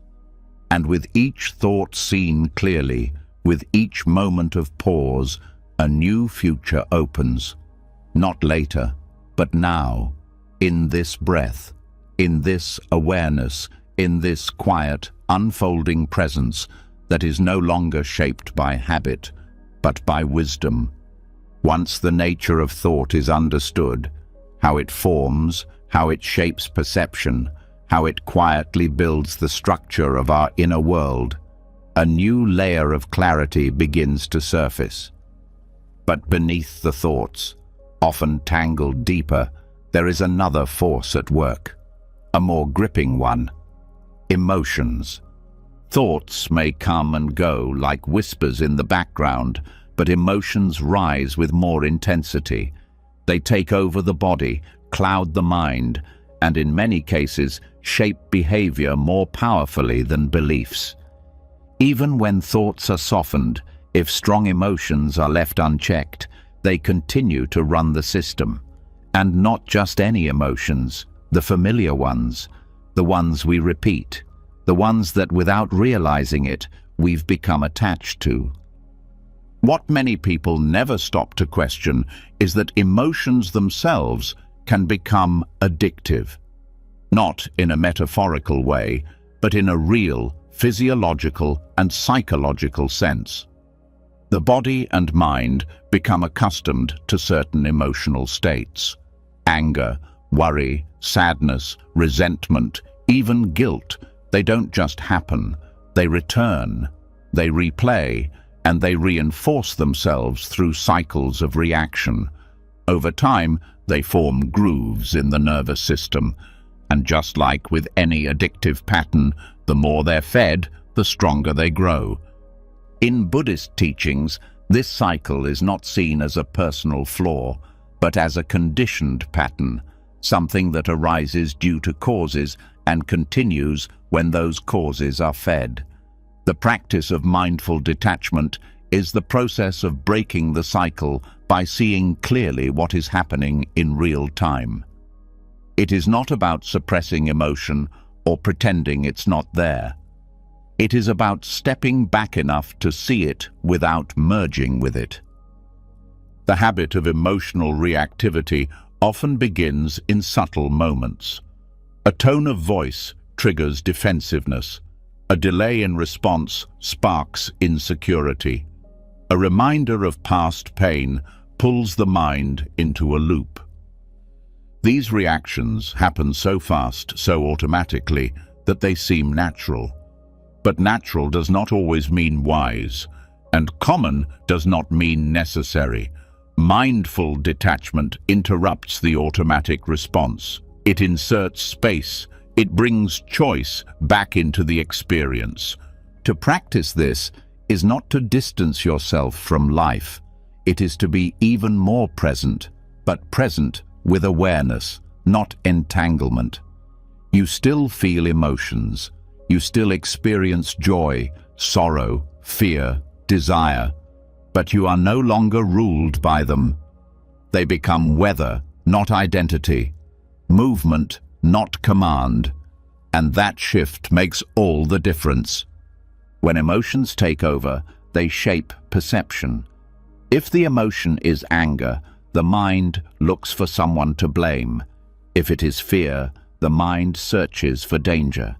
If it is sadness, everything appears heavy. But when you observe the emotion as it is, rather than through it, perception becomes clear again.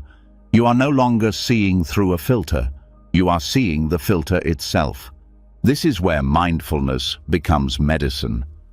Mindfulness, sati in Pali, is not just noticing what's happening. It is remembering to notice. It is sustaining attention long enough to observe the pattern instead of becoming it.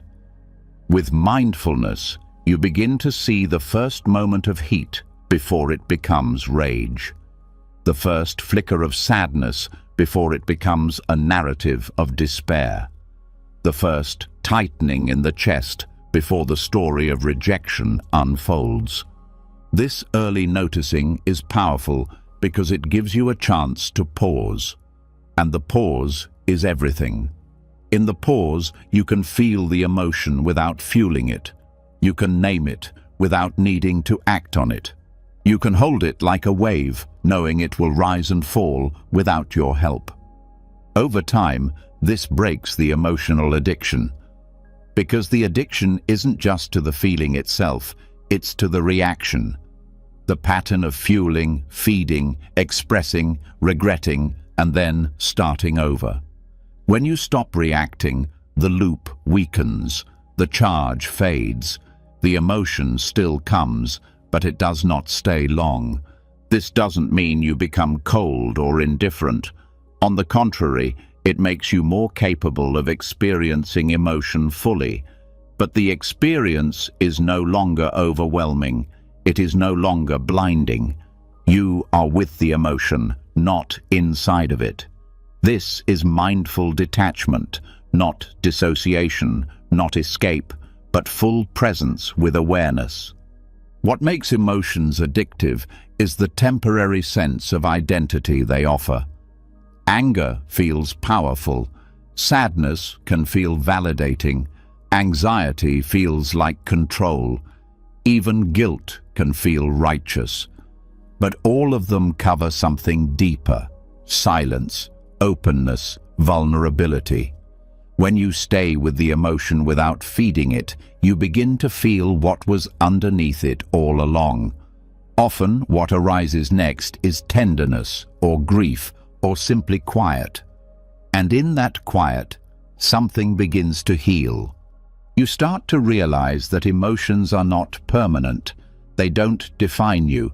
They are experiences that come and go. When you no longer resist this truth, you stop building stories around them. You stop defending them. You stop needing them to justify your actions. This is where emotional maturity begins. You can be angry without being cruel. You can be sad without collapsing. You can be afraid without running. You hold space for the emotion, and in that space, it begins to loosen. It moves through you, not against you. This kind of inner strength is not loud. It doesn't show itself in control or restraint. It shows itself in softness, in the ability to stay open in discomfort, to stay kind when provoked, to stay grounded when waves rise. That strength comes from practice, and the practice is not complex. It is simply noticing and allowing. It is breathing into what arises without making it personal. The more you do this, the more you begin to see the roots of your emotional habits. Where did this fear begin? When did this resentment first take shape? How many times have I played out this same story in different forms? And then, the deeper question, is this still necessary? You might discover that much of your emotional landscape is outdated, that you are reacting to life from old wounds, not current reality, that the patterns you feel most attached to are not who you are, but who you learn to be in moments of difficulty. Mindful detachment allows you to update your relationship to these patterns, to thank them for their service, and to begin choosing something else. And with choice comes freedom. You can choose to rest instead of spiraling. You can choose silence instead of reaction. You can choose curiosity instead of judgment. And each time you do, you are reshaping the nervous system, softening the mind, and creating a new inner path. This also transforms your relationships. When you are no longer addicted to emotional reaction, you become less defensive, less controlling, less reactive. You listen more, you speak less.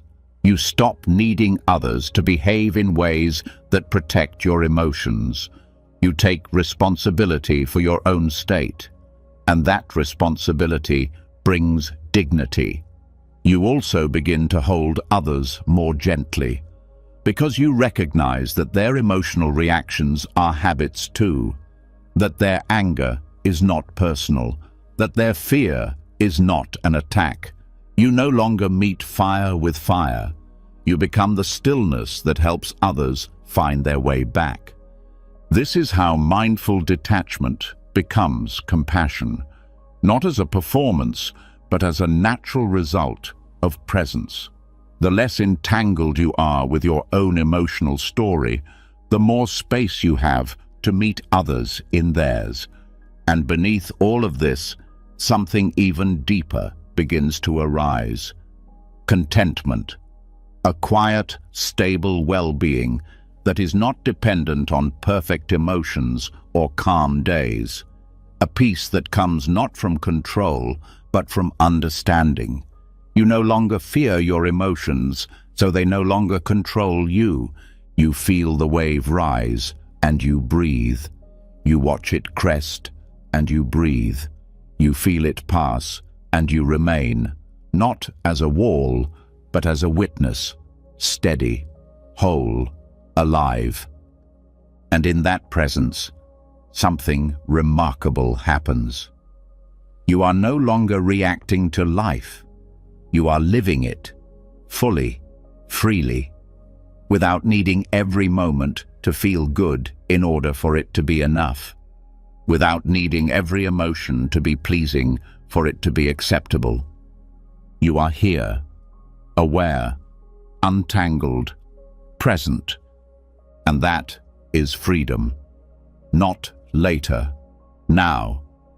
As emotional attachments loosen and the constant pressure to react begins to fade, a quieter truth starts to surface. It's not loud or dramatic. It doesn't rise like anger or ache like sorrow. It doesn't demand anything. It simply waits, quietly, beneath everything you've been striving to be. And when you finally notice it, the recognition comes with both surprise and softness. You don't need to be special, not in the way the world defines it, not in the way your ego has been trained to crave, not in the way that turns your existence into a performance, always waiting for recognition, always fearing invisibility. There is a different kind of peace, one that arises when you stop trying to stand out, stop trying to be exceptional, and instead allow yourself to simply be.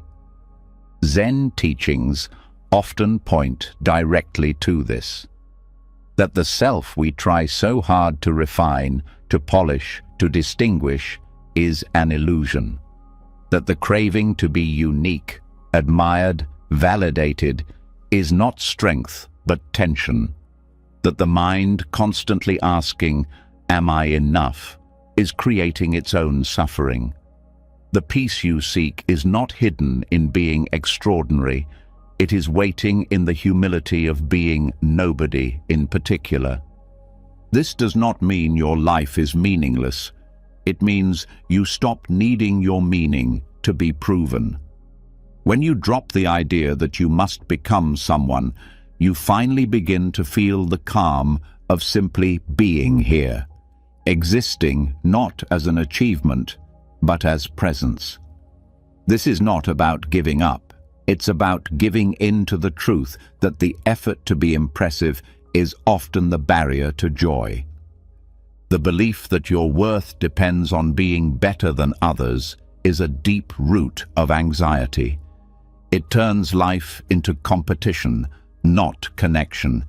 It makes every interaction a measurement, every silence a threat, every success not a cause for celebration, but a benchmark to be defended.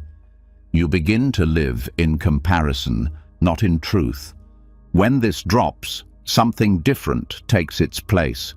Not emptiness in the negative sense, but spaciousness, a widening of the heart, a releasing of the need to be recognized, acknowledged, praised. What remains is softness. You can walk into a room and not need to be noticed. You can do your work without expecting applause. You can live your life without constantly asking how it measures up. This doesn't mean you stop caring. It means you stop needing to be seen a certain way. And when that craving dissolves, your actions become cleaner. You help not to be appreciated, but because helping feels right. You speak not to impress, but because there's something true to say. You create not to be admired, but because expression itself is alive in you. The ego thrives on identity. It needs roles, titles, stories. It wants to feel chosen, important, irreplaceable. But these identities are heavy. They require constant maintenance, and often they're not even true. You begin to believe the story more than you live the life.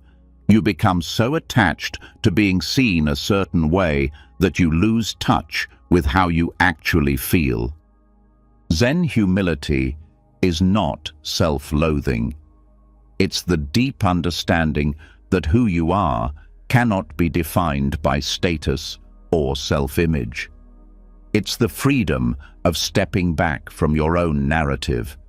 It's the willingness to be just one human among many, without needing to be exceptional in order to belong. This changes the way you relate to everything. It changes how you hold failure. If you are not trying to be someone special, failure is no longer an identity crisis. It's just a moment. It changes how you respond to success. If you are not attached to praise, success becomes a passing wind, not something that defines you, not something to chase. It also changes how you view others. When you no longer need to be special, you no longer need others to be beneath you. You can appreciate someone else's gifts without feeling threatened. You can listen fully without planning how to insert your own story. You stop living through comparison and begin living through connection. This is real humility, not hiding, not pretending to be small, but letting go of the need to be big. Knowing you are already whole, not because others agree, but because nothing is missing. You are not trying to disappear. You are letting go of the need to be more than what you are. In this space, love becomes easier. Not romantic love, but the kind of love that arises when you see yourself in others. When you stop judging their flaws because you are no longer so obsessed with covering your own. When you meet others without needing anything from them to feel okay. This is what makes humility powerful. It clears space for real intimacy. You also stop overthinking your path. When you are not trying to be extraordinary, you can live with greater honesty. You choose work, that aligns with your values, not your image. You rest when tired, not when you think you've earned it. You move through the world without needing every step to be validated. And that freedom brings stability, a quiet kind of confidence, not that you are better, but that you are enough. You notice the small moments again, the everyday beauty that gets missed when you're busy trying to be important. You begin to value presence over performance, simplicity over strategy. You no longer need your life to be loud. You just need it to be real. Letting go of specialness also heals shame, because shame is often the result of not living up to the image we created of who we were supposed to be. When you stop needing to live up to anything, shame has nowhere to grow. You meet yourself with honesty, not evaluation, and this honesty opens the door to real compassion. Not the kind that comes from pity, but the kind that sees clearly and still embraces. You stop performing self-worth and begin practicing it, not through words, but through the way you show up for your own life, without fanfare, without needing the world to clap. There is peace here, a peace that doesn't need to be earned, a peace that arises when the pressure to be someone else finally fades. You are not your title, your looks, your likes, your name.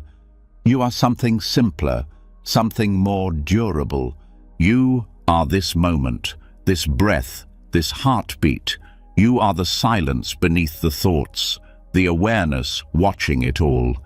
And that awareness has never needed to be special. It has only needed to be seen. When the desire to be exceptional dissolves and the burden of performance falls away, something unexpected begins to emerge. Clarity.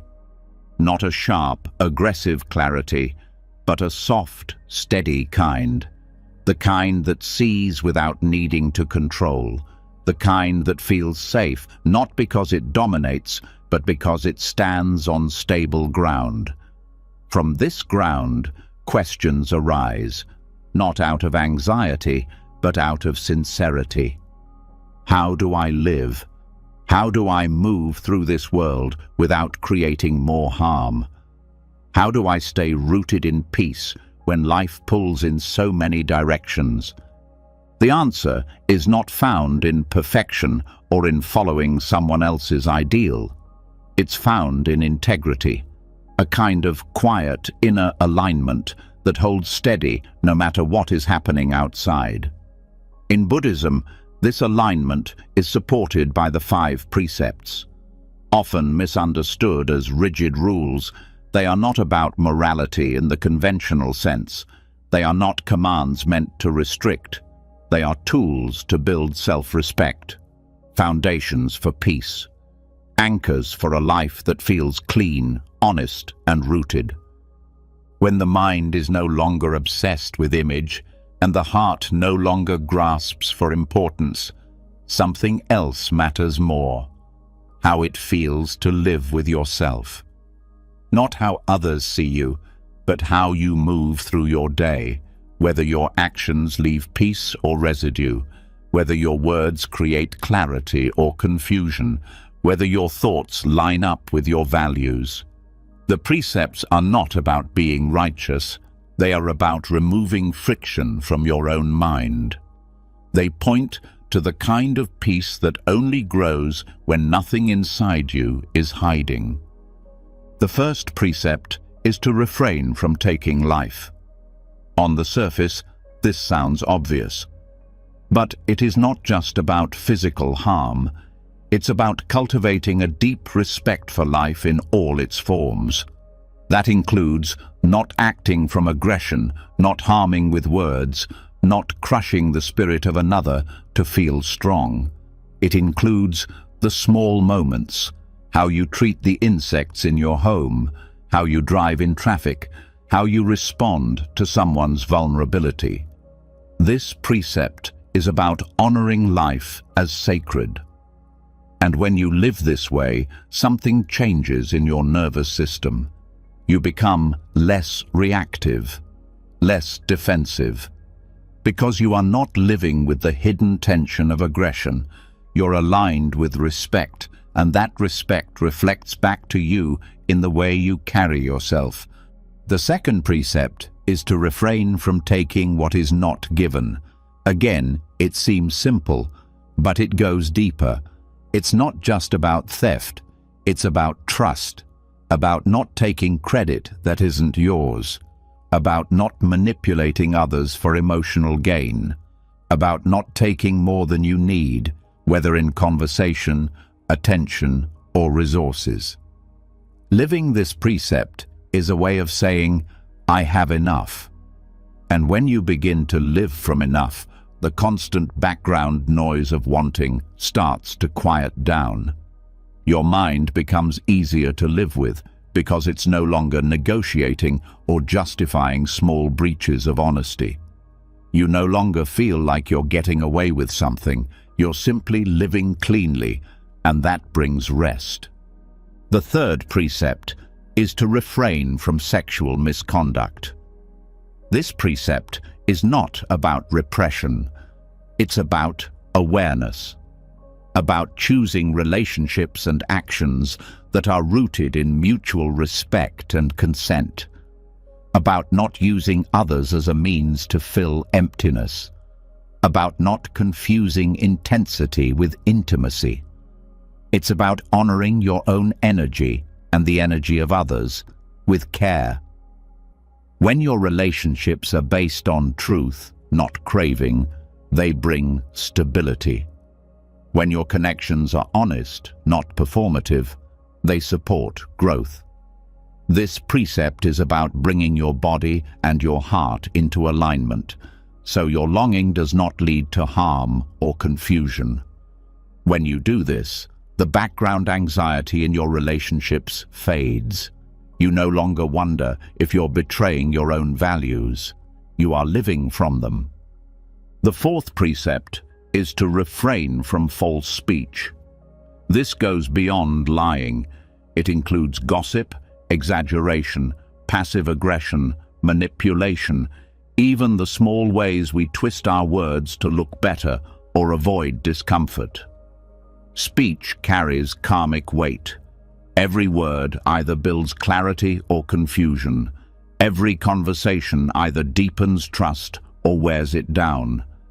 This precept is a call to precision and kindness, to speak only what is necessary, what is true, what is timely. It doesn't mean you always say what others want to hear.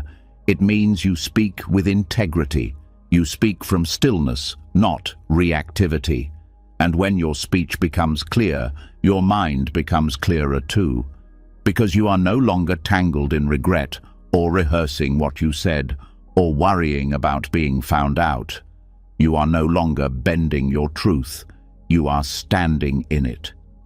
The fifth precept is to refrain from intoxicants that cloud the mind.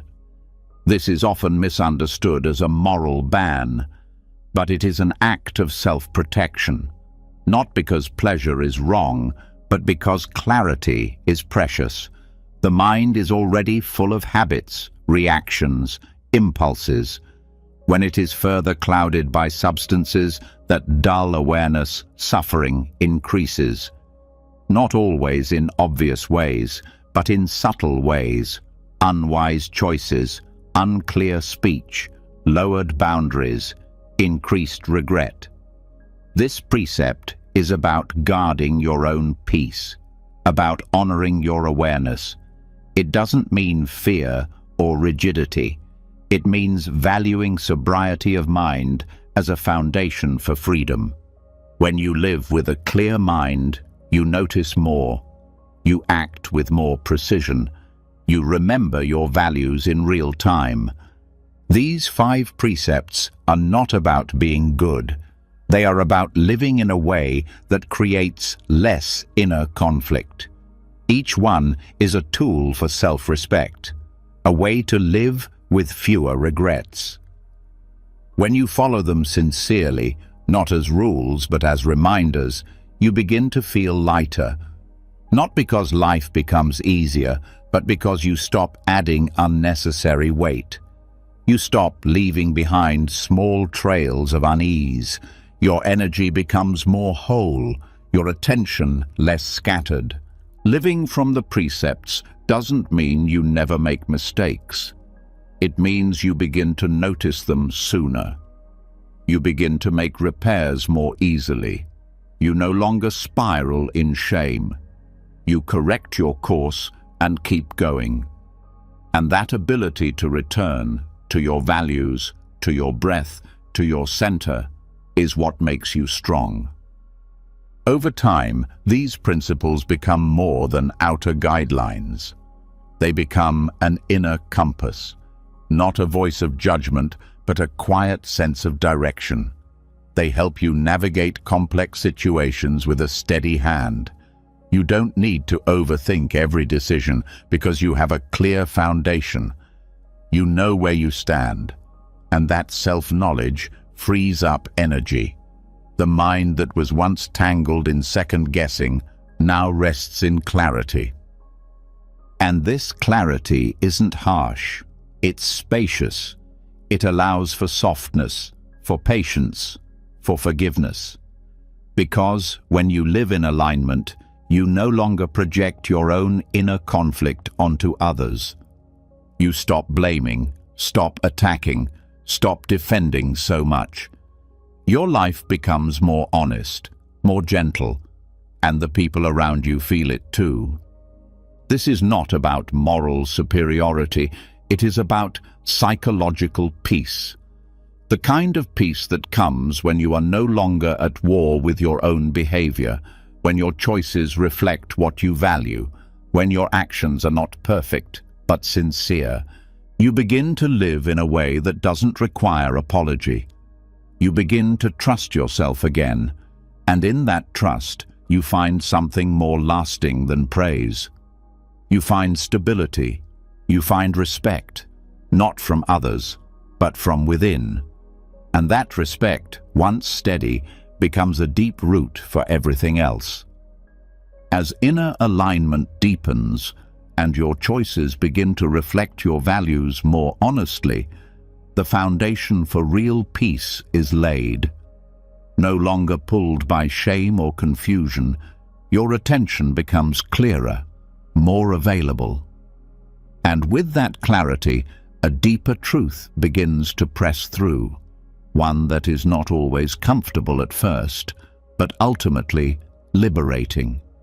Even when you live with integrity, even when your actions are kind, there remains one persistent source of discomfort: the resistance to change. You may walk your path with awareness, you may speak truthfully and live gently, but if you have not come to terms with impermanence, your peace will still depend on things staying a certain way. And when life shifts, as it always does, the mind contracts, the body tenses, the heart resists. Because even the wisest part of you still quietly hopes that the things you love will last, that what's beautiful won't fade, that what's safe won't leave, that what's painful can be avoided forever. Anicca, or impermanence, is not just a teaching. It's not meant to stay in the mind. It is something that must be experienced fully in the body, in the breath, in the cells. It's the direct seeing that nothing is fixed, not your emotions, not your thoughts, not your body, not the people you love, not the circumstances you depend on. It's the understanding that every moment is already becoming something else. This truth can feel threatening if it remains intellectual. It sounds like loss. It sounds like instability. But when you begin to feel it deeply, without resistance, it changes everything. Because what impermanence really offers is freedom. Freedom from clinging, freedom from illusion, freedom from the impossible task of trying to hold life still. The problem is never change itself. The problem is attachment. The tension comes not from the shift, but from the refusal to allow it. You suffer not because something ended, but because you wanted it to stay. You fear not because something is unknown, but because you expected it to be predictable. And the deeper the craving for permanence, the more subtle the suffering becomes. This is why impermanence must move beyond concept. You cannot reason your way into peace. You must feel it. You must sit with the discomfort of things falling away and allow it to be what it is. This is the difference between knowing about fire and standing close enough to feel its heat. Impermanence, when fully felt, doesn't make you numb. It makes you alive. Start small. Sit with the breath. Feel how it rises and falls without your control. Notice how sensation comes and goes, how thoughts drift in and out like waves. Even joy shifts, even pain softens. Every moment that once felt permanent becomes memory. This isn't a flaw in life, it is the nature of life, and the more you see it in real time, the more trust begins to grow. Impermanence teaches you that holding on doesn't protect you. It only exhausts you. That security based on control is always fragile. That trying to make things stay only creates more fear. But when you let go, not as a strategy, but as a surrender, you begin to touch a different kind of stability. The kind that comes not from what stays, but from your ability to stay present through the change. This shift softens everything. You stop clinging to good moments. You stop fearing the hard ones. You begin to live more honestly, more fully, because you know nothing lasts. And strangely, that makes the beauty more vivid, the love more real, the connection more sacred. Not because you can hold it forever, but because you no longer need to. When impermanence is seen clearly, it also changes how you meet your own mind. You stop defining yourself by temporary emotions. You no longer believe that how you feel right now is how you'll always feel. You stop creating fixed identities around sadness, anxiety, doubt. You see that these too are weather systems passing through. You begin to trust that nothing you experience is final. Even your mistakes soften in the light of impermanence. What once felt like a permanent flaw becomes a moment of misalignment. What once felt like shame becomes a doorway to compassion. You stop locking yourself into the past. You stop expecting the future to be a repetition. You begin to live from this moment only, because this is the only place anything real is happening. This is not detachment in the cold sense.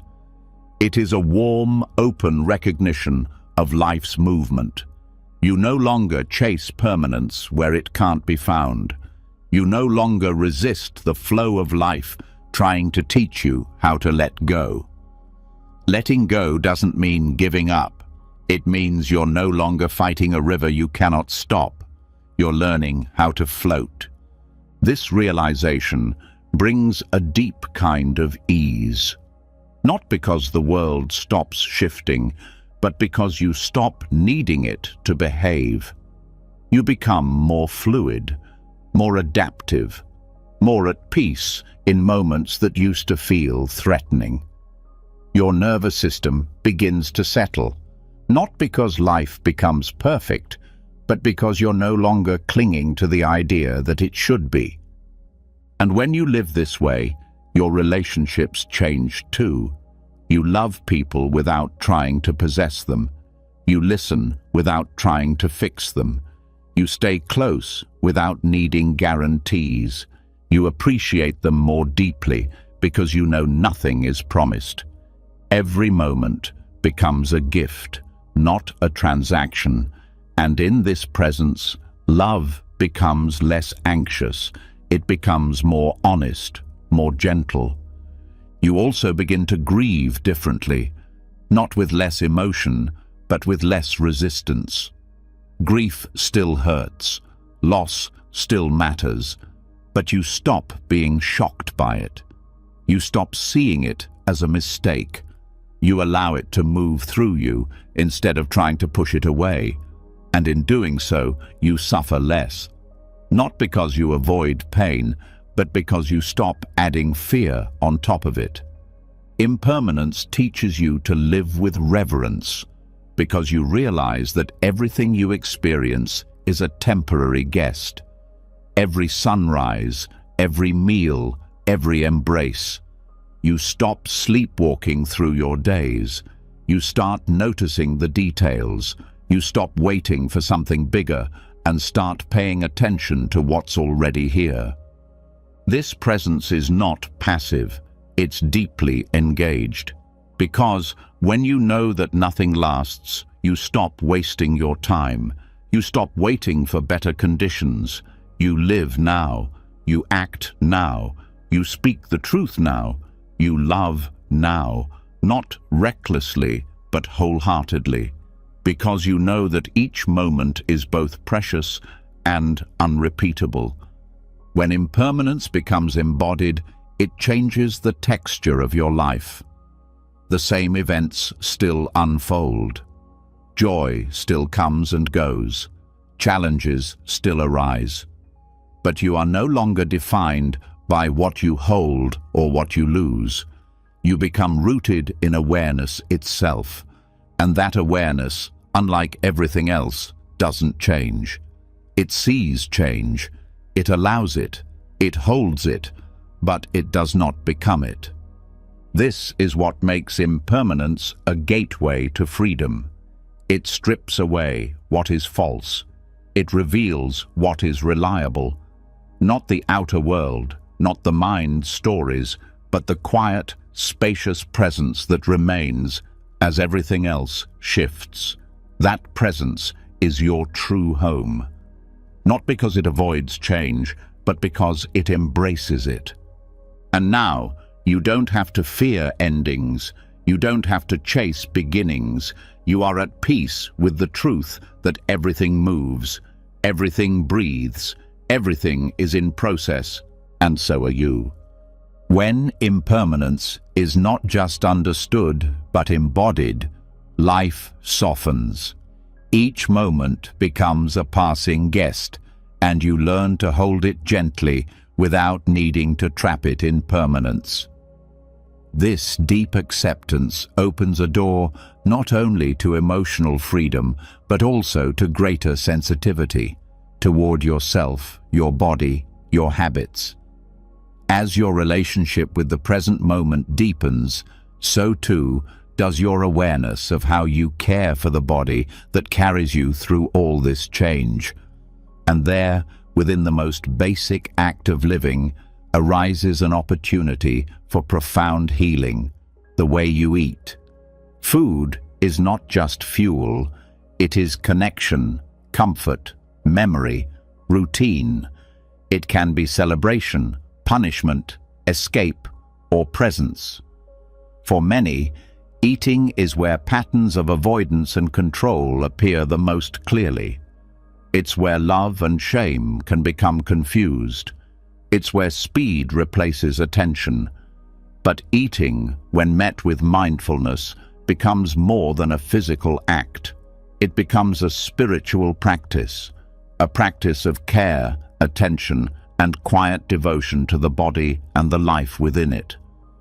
Mindful eating is not a technique to eat less or to control your weight. It is not about discipline. It is about relationship. The relationship you have with food often reflects the relationship you have with yourself. If you eat in a rush, without awareness, you may also be rushing through your life. If you eat with guilt, you may carry that same guilt in other areas. If you eat to avoid feeling, you may be doing the same in your speech, in your work, in your choices. When you bring attention to eating, you begin to see these patterns more clearly. Eating slowly is one part, but even more essential is the quality of attention you bring to it. Are you tasting the food or just consuming it? Are you aware of the textures, the sensations, the smells? Do you know when your body is truly hungry, or are you responding to stress, boredom, or habit? Do you know when your body has had enough, or are you using fullness to feel safe or numb? These questions are not to shame you. They are to invite you into a deeper conversation with your own life. Every bite you take is an opportunity to return to the body, to the breath, to the truth of the moment. And this kind of presence begins to shift your relationship with yourself. It is difficult to hate a body you are truly present with. It is difficult to mistreat yourself when you are listening closely. Many people eat on autopilot, while working, while scrolling, while walking, while watching. This removes the act of nourishment from consciousness. It becomes mechanical, which is why it so often leads to imbalance. When you are disconnected from the experience of eating, you are also disconnected from the signals your body gives you. You don't know when you've had enough, or when you're eating from a place of emotion rather than need. But when you eat with presence, something changes. The body begins to trust you, the nervous system relaxes, digestion improves. You begin to feel not just physically nourished, but emotionally calmer. Because you are not just feeding your body, you are feeding your attention. You are offering care through action, not just thought. This practice is also deeply connected to self-love. Not the idea of love, but the act of it. Self-love is not only affirmations or self-talk. It's also how you treat yourself when no one is watching. It's how you choose your food, not from rules or guilt, but from listening. It's how you pause before eating, not because someone told you to, but because you feel a quiet reverence for what you're about to receive. Food is a form of intimacy. It enters your body, becomes part of you. How you relate to it matters. When you bring mindfulness to eating, you begin to choose foods that honor your energy rather than react to cravings. Not from fear, but from clarity. You stop eating to punish or reward yourself. You stop moralizing your meals. You simply meet your body where it is, with what it needs. Mindful eating also reveals emotional undercurrents. You may find that you reach for food when you're lonely, or when you're sad, or when you're trying not to feel something else. None of this is wrong, it's human, but when you see it clearly, you begin to explore other ways of responding. You start asking yourself, what am I actually hungry for right now? Is it food, or is it care? Is it comfort, or is it distraction? This awareness doesn't demand that you stop. It invites you to slow down, to become curious. And that curiosity leads to freedom, not because you follow new rules, but because you understand yourself better. You are no longer acting from habit, you are choosing from presence. The body responds to this attention. It begins to feel less threatened, less defensive. You no longer need to binge or restrict to feel in control. You no longer tie your worth to your appetite. You are no longer at war with hunger. You begin to feel, maybe for the first time, that eating can be a way of saying yes to life rather than controlling it. This doesn't require perfect meals or expensive food. It requires presence. You can eat rice and feel connected to the moment. You can drink water and feel nourished if your mind is truly there. You don't need to cook elaborate dishes or follow complicated rules.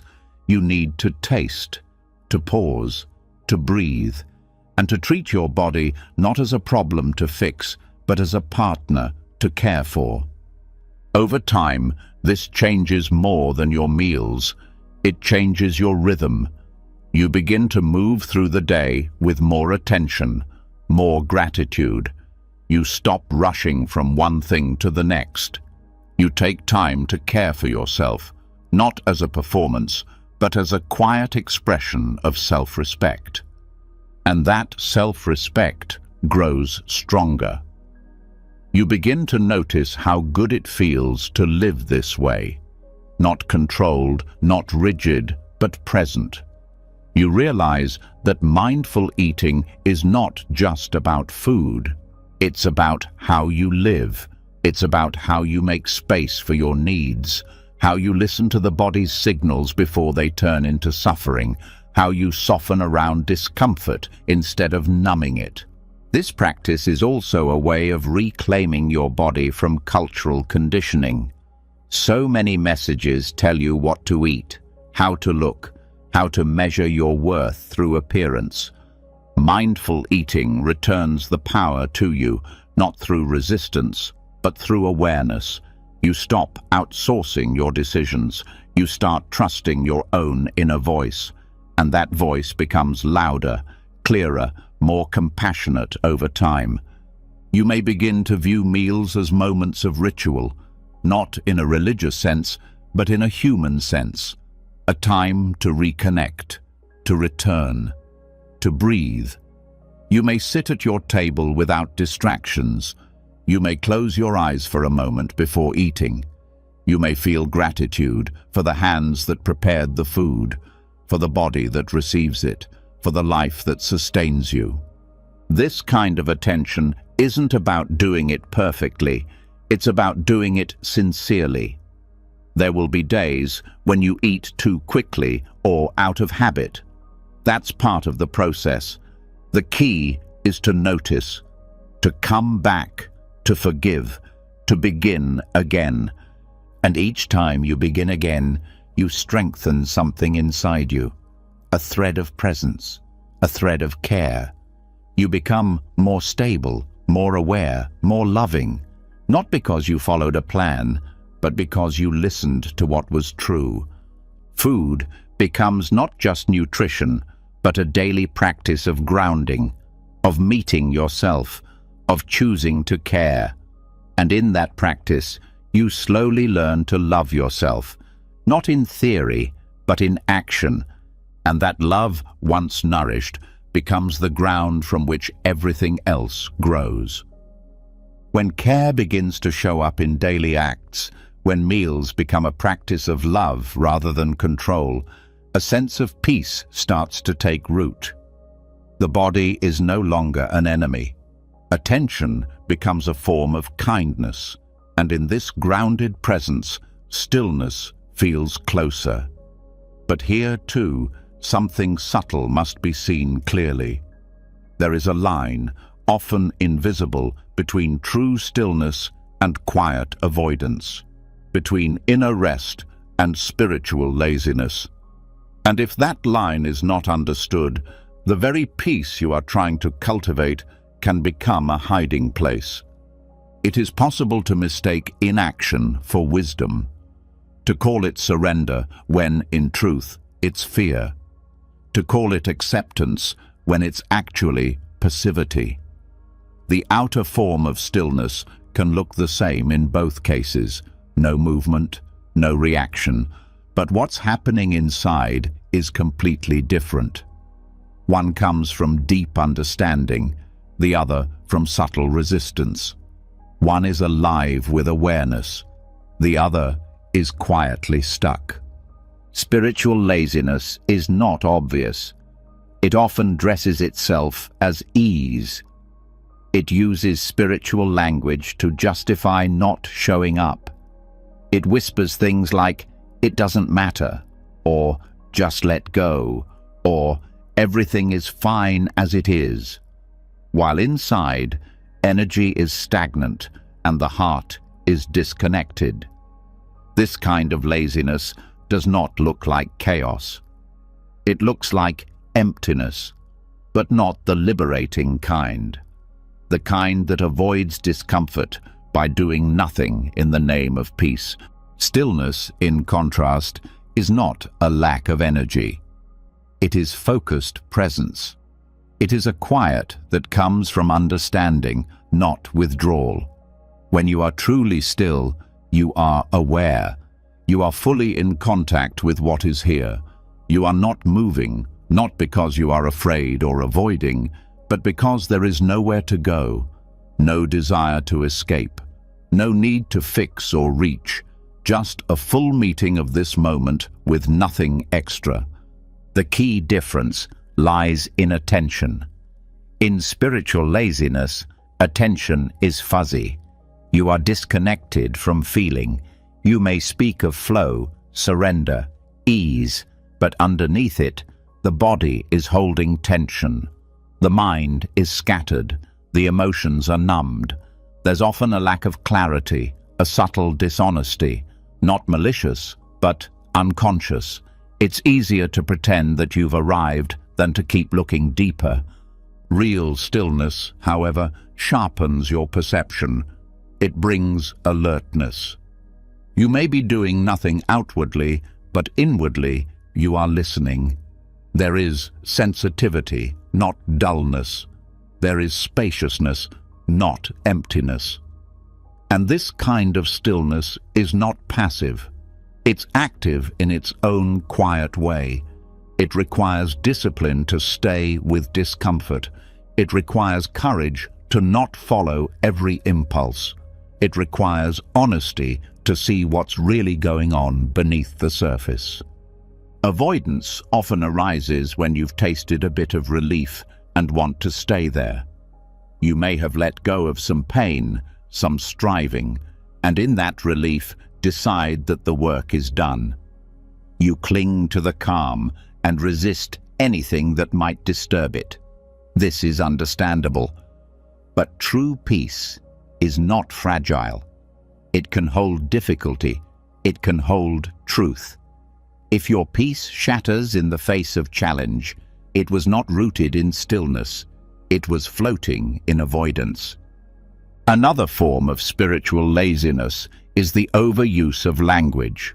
Phrases like "everything is one" or "nothing matters" can become shields, not because they are untrue, but because they're used to shut down inquiry. True insight opens the heart.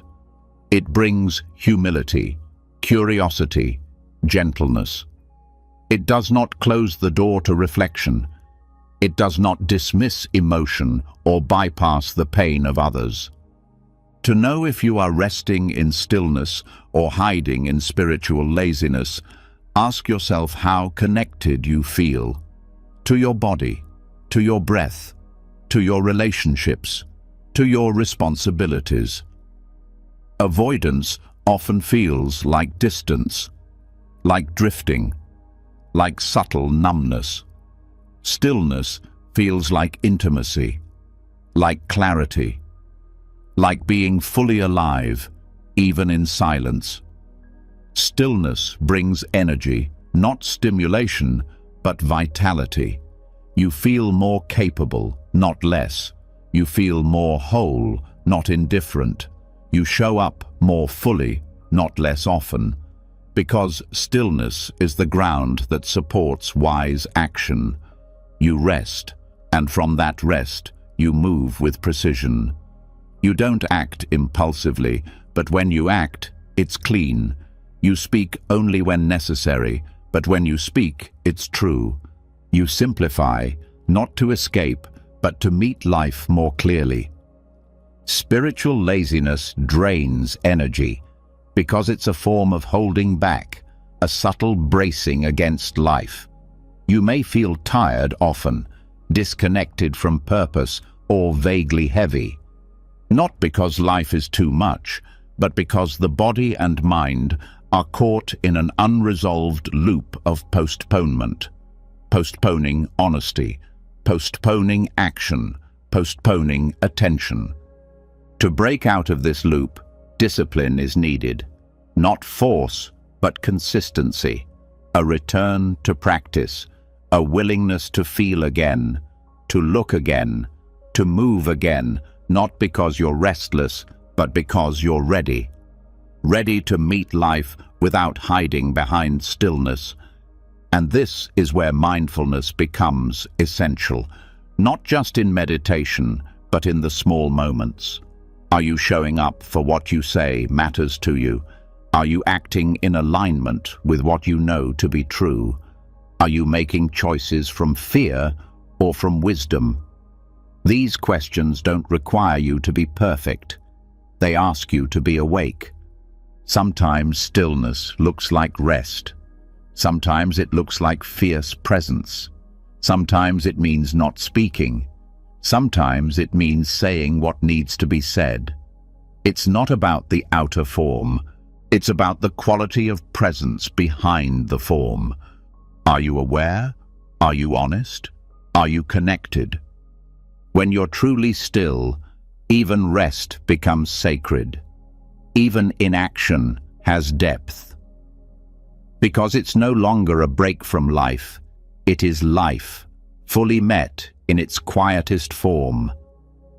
There's no guilt, no shame, no pretending. Just the breath, the body, the truth of this moment. And when you move from that place, your actions carry clarity. They are fewer, but more aligned. You don't chase, you don't prove, you don't avoid. You act when it's time. You rest when it's needed. You listen more than you explain. You feel more than you analyze. And that rhythm, quiet, steady, awake, becomes your home. True stillness is not avoidance. It's commitment. It's presence without performance. It's the place where nothing is missing and nothing needs to be added. It's the resting ground of deep inner work that needs no external recognition. So, you continue. Not by doing more, but by doing what's real. You return to your breath. You return to your body. You return to the moment you tried to escape. And in that return, you discover what was always waiting beneath the noise. Not passivity, not withdrawal, but peace, rooted, alive, unshaken. As stillness becomes clearer, not as a way to avoid life, but as a path to meet it fully, you start to notice how presence itself has many shapes. Silence can be rich with energy. Rest can be alive with clarity. Yet still, in the quiet, something deeper begins to call, a need to move. Not from restlessness, not from urgency, but from a desire to feel the whole body again, not just the breath, not just awareness, but the physical rhythm of living. This is where walking meditation enters. It's the form of mindfulness that meets you exactly where you are, in motion, step by step, without leaving behind the presence you've cultivated. When you walk with attention, you bring stillness into movement. You don't lose the silence, you bring it with you. Modern life is fast. Even when you slow down internally, your environment often pulls you back into its pace. Notifications, deadlines, noise, distraction. Walking meditation is a way to meet that pull with grounded rhythm. You walk not to get somewhere, but to return to yourself. You use movement to deepen connection, not to escape. And in doing so, you dissolve the split between mind and body. When you walk slowly, deliberately, you begin to feel how much you've been rushing through life, not just physically, but emotionally. Slowness reveals things. It shows you how often your steps are ahead of your breath, how often your mind is elsewhere, how often your body is treated like a machine, expected to carry you without complaint. In walking meditation, you bring all of yourself to each step. The foot lifts, the leg moves, the sole touches the ground. Nothing is automatic, everything is felt. This simplicity is powerful because it interrupts the trance of efficiency. It invites you into a different kind of intelligence, one that is not about speed, but about awareness. The goal is not to walk perfectly. It's to walk honestly, to feel the ground, to listen to the way your body meets gravity, to notice tension in your shoulders, in your jaw, in your pace. These details aren't distractions. They are the path itself. They are how you reconnect the parts of you that daily life tends to scatter. Walking slowly isn't easy at first. The mind resists. It says you're wasting time, that you should move faster, that this is pointless. These thoughts are part of the practice. You see them arise, and you stay with the step. You notice irritation, impatience, boredom, and you keep walking. You let the movement anchor you, not to escape thought, but to meet it differently. This form of meditation also helps regulate the nervous system. The rhythm of slow walking calms the body without shutting it down. Unlike sitting, which can feel static or distant, walking engages the whole system. It allows you to stay grounded while still processing. Movement becomes a container. Breath becomes your companion. And gradually, the mind settles. Not because you're trying to silence it, but because you are no longer following it. You don't need a special place, a hallway, a garden, a quiet sidewalk. What matters is the intention. You're not walking to get anywhere. You're walking to arrive in each step. And each time you return to the step, you return to your life, fully, without judgment. You may also begin to feel emotions rise during walking meditation. The body remembers things that thought doesn't. Movement stirs memory. It stirs grief. It stirs joy. These aren't problems. They are invitations to stay present with what arises. You walk with your whole being, not just your thoughts, but your history, your tension, your healing. Walking in this way builds integration. The mind stops being the commander. It becomes a listener. It stops demanding that the body move according to its stories. It begins to honor the body's rhythm, and from this respect, internal harmony starts to grow. The parts of you that once felt disconnected begin to come back into relationship.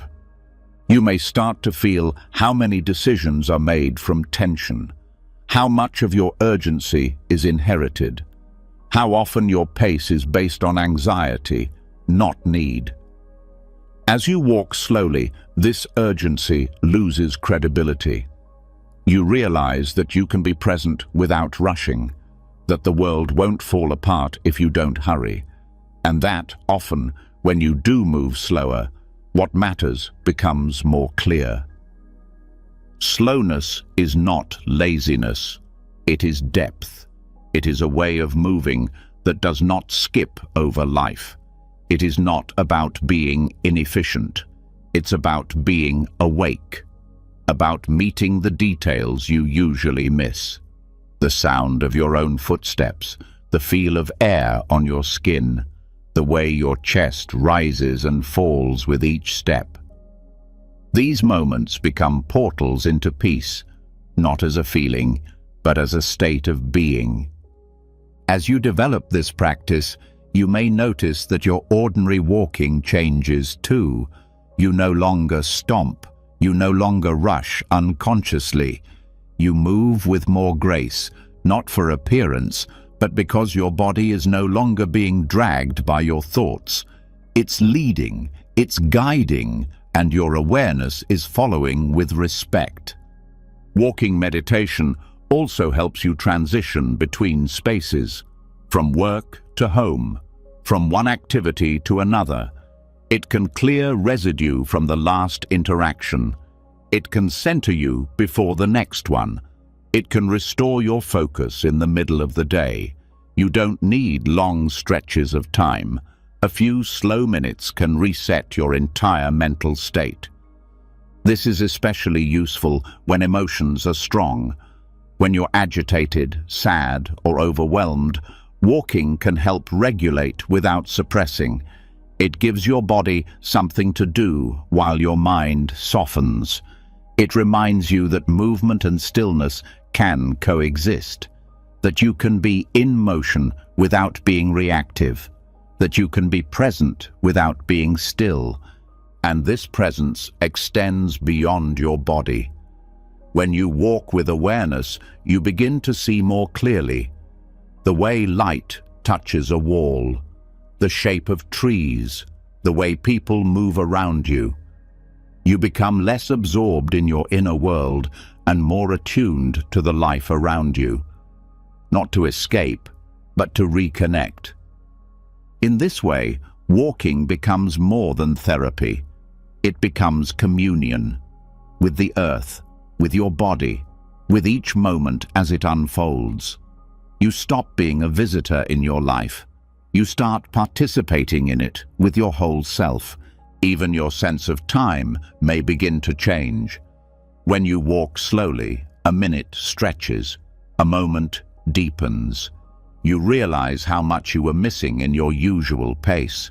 You stop treating time as something to conquer and start treating it as something to inhabit. And that changes your relationship to life itself. This is not a break from meditation. It is meditation. It is not preparation for something deeper. It is depth. It is not an alternative for those who can't sit. It is a complete practice. It requires the same attention, the same honesty, the same discipline. Walking meditation teaches you that presence is not limited to the cushion. It belongs in motion. It belongs in the breath between tasks, in the pause between conversations, in the space between steps. It belongs wherever you are. And when you walk this way often enough, it begins to shift your identity. You are no longer someone trying to be mindful.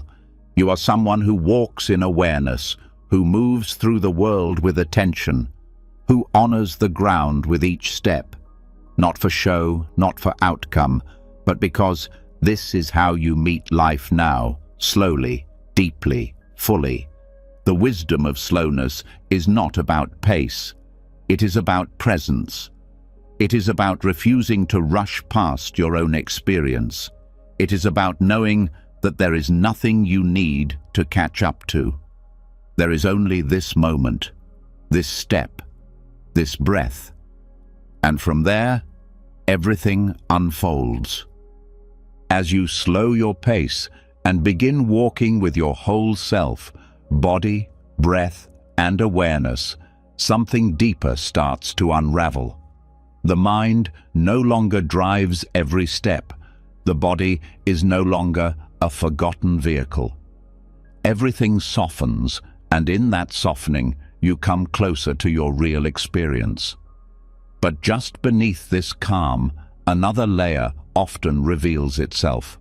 A tension that doesn't come from the outside. A pressure that lingers even in silence. It's the subtle weight of needing to appear spiritual, to perform peace, to perfect your practice, to become a version of yourself that looks enlightened, even if it feels forced. This tension is quiet. It often hides behind good intentions. You want to grow, to heal, to be more conscious, but over time, the desire to be awake can quietly turn into another mask. another story the ego tells, another image to maintain. You sit in meditation, but now it has to look or feel a certain way. You practice mindfulness, but only if it makes you appear calm.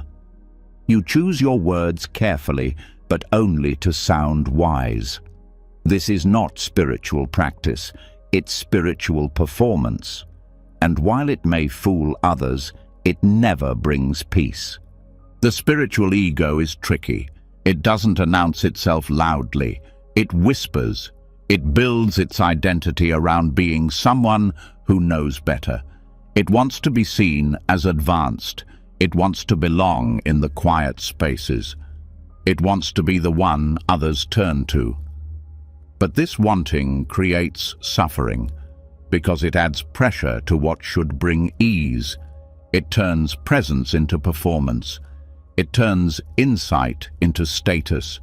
It turns silence into something to be admired, not inhabited. When this happens, even the most sincere practice becomes tight. You're no longer meditating to connect. You're meditating to maintain an identity. You're no longer reflecting to understand. You're reflecting to find something impressive to share. And when your attention shifts from being to appearing, your peace disappears. Letting go of spiritual perfectionism doesn't mean abandoning your path. It means removing the need to perform it. It means allowing yourself to be human within the practice, to admit when you're lost, to speak honestly about doubt, to not know all the answers, and to stop needing every experience to be profound. Perfectionism wears many faces. Sometimes it's trying to feel peaceful all the time. Sometimes it's chasing clarity with force. Sometimes it's judging yourself for not being enlightened enough. But all of it rests on one assumption, that you are not okay as you are. And that's the lie. Because the truth of practice isn't becoming flawless, it's becoming real. Real means messy sometimes. Real means distracted. Real means reactive. But it also means honest. It means showing up to practice with whatever is alive in you, without pretending, without editing, without needing the moment to be any different than it is. The most profound practices are often the simplest. A breath fully felt, a pause fully lived, a moment of presence without explanation. But the spiritual ego doesn't value simple. It wants something to prove, something to share, something to achieve. And the moment you start needing spiritual moments to look impressive, you lose their depth. This is where humility becomes the most powerful teacher. Not as self-deprecation, but as truthfulness. Humility means recognizing that you are not here to impress anyone, not even yourself. You are here to return, again and again, with no story, no gold star, no outcome to display, just presence. When humility deepens, the need to explain disappears. You no longer tell stories to show how aware you are. You no longer post insights to prove your growth. You no longer feel superior for your stillness. Instead, you learn to be quiet because the quiet itself is nourishing, not because it makes you look good. This shift is subtle but essential, because spiritual growth is not about becoming someone new. It's about unlearning the need to be someone at all. You stop reaching for a label. You stop clinging to roles. You stop needing to be the mindful one, the healer, the wise one. You just become a person, awake, flawed, learning.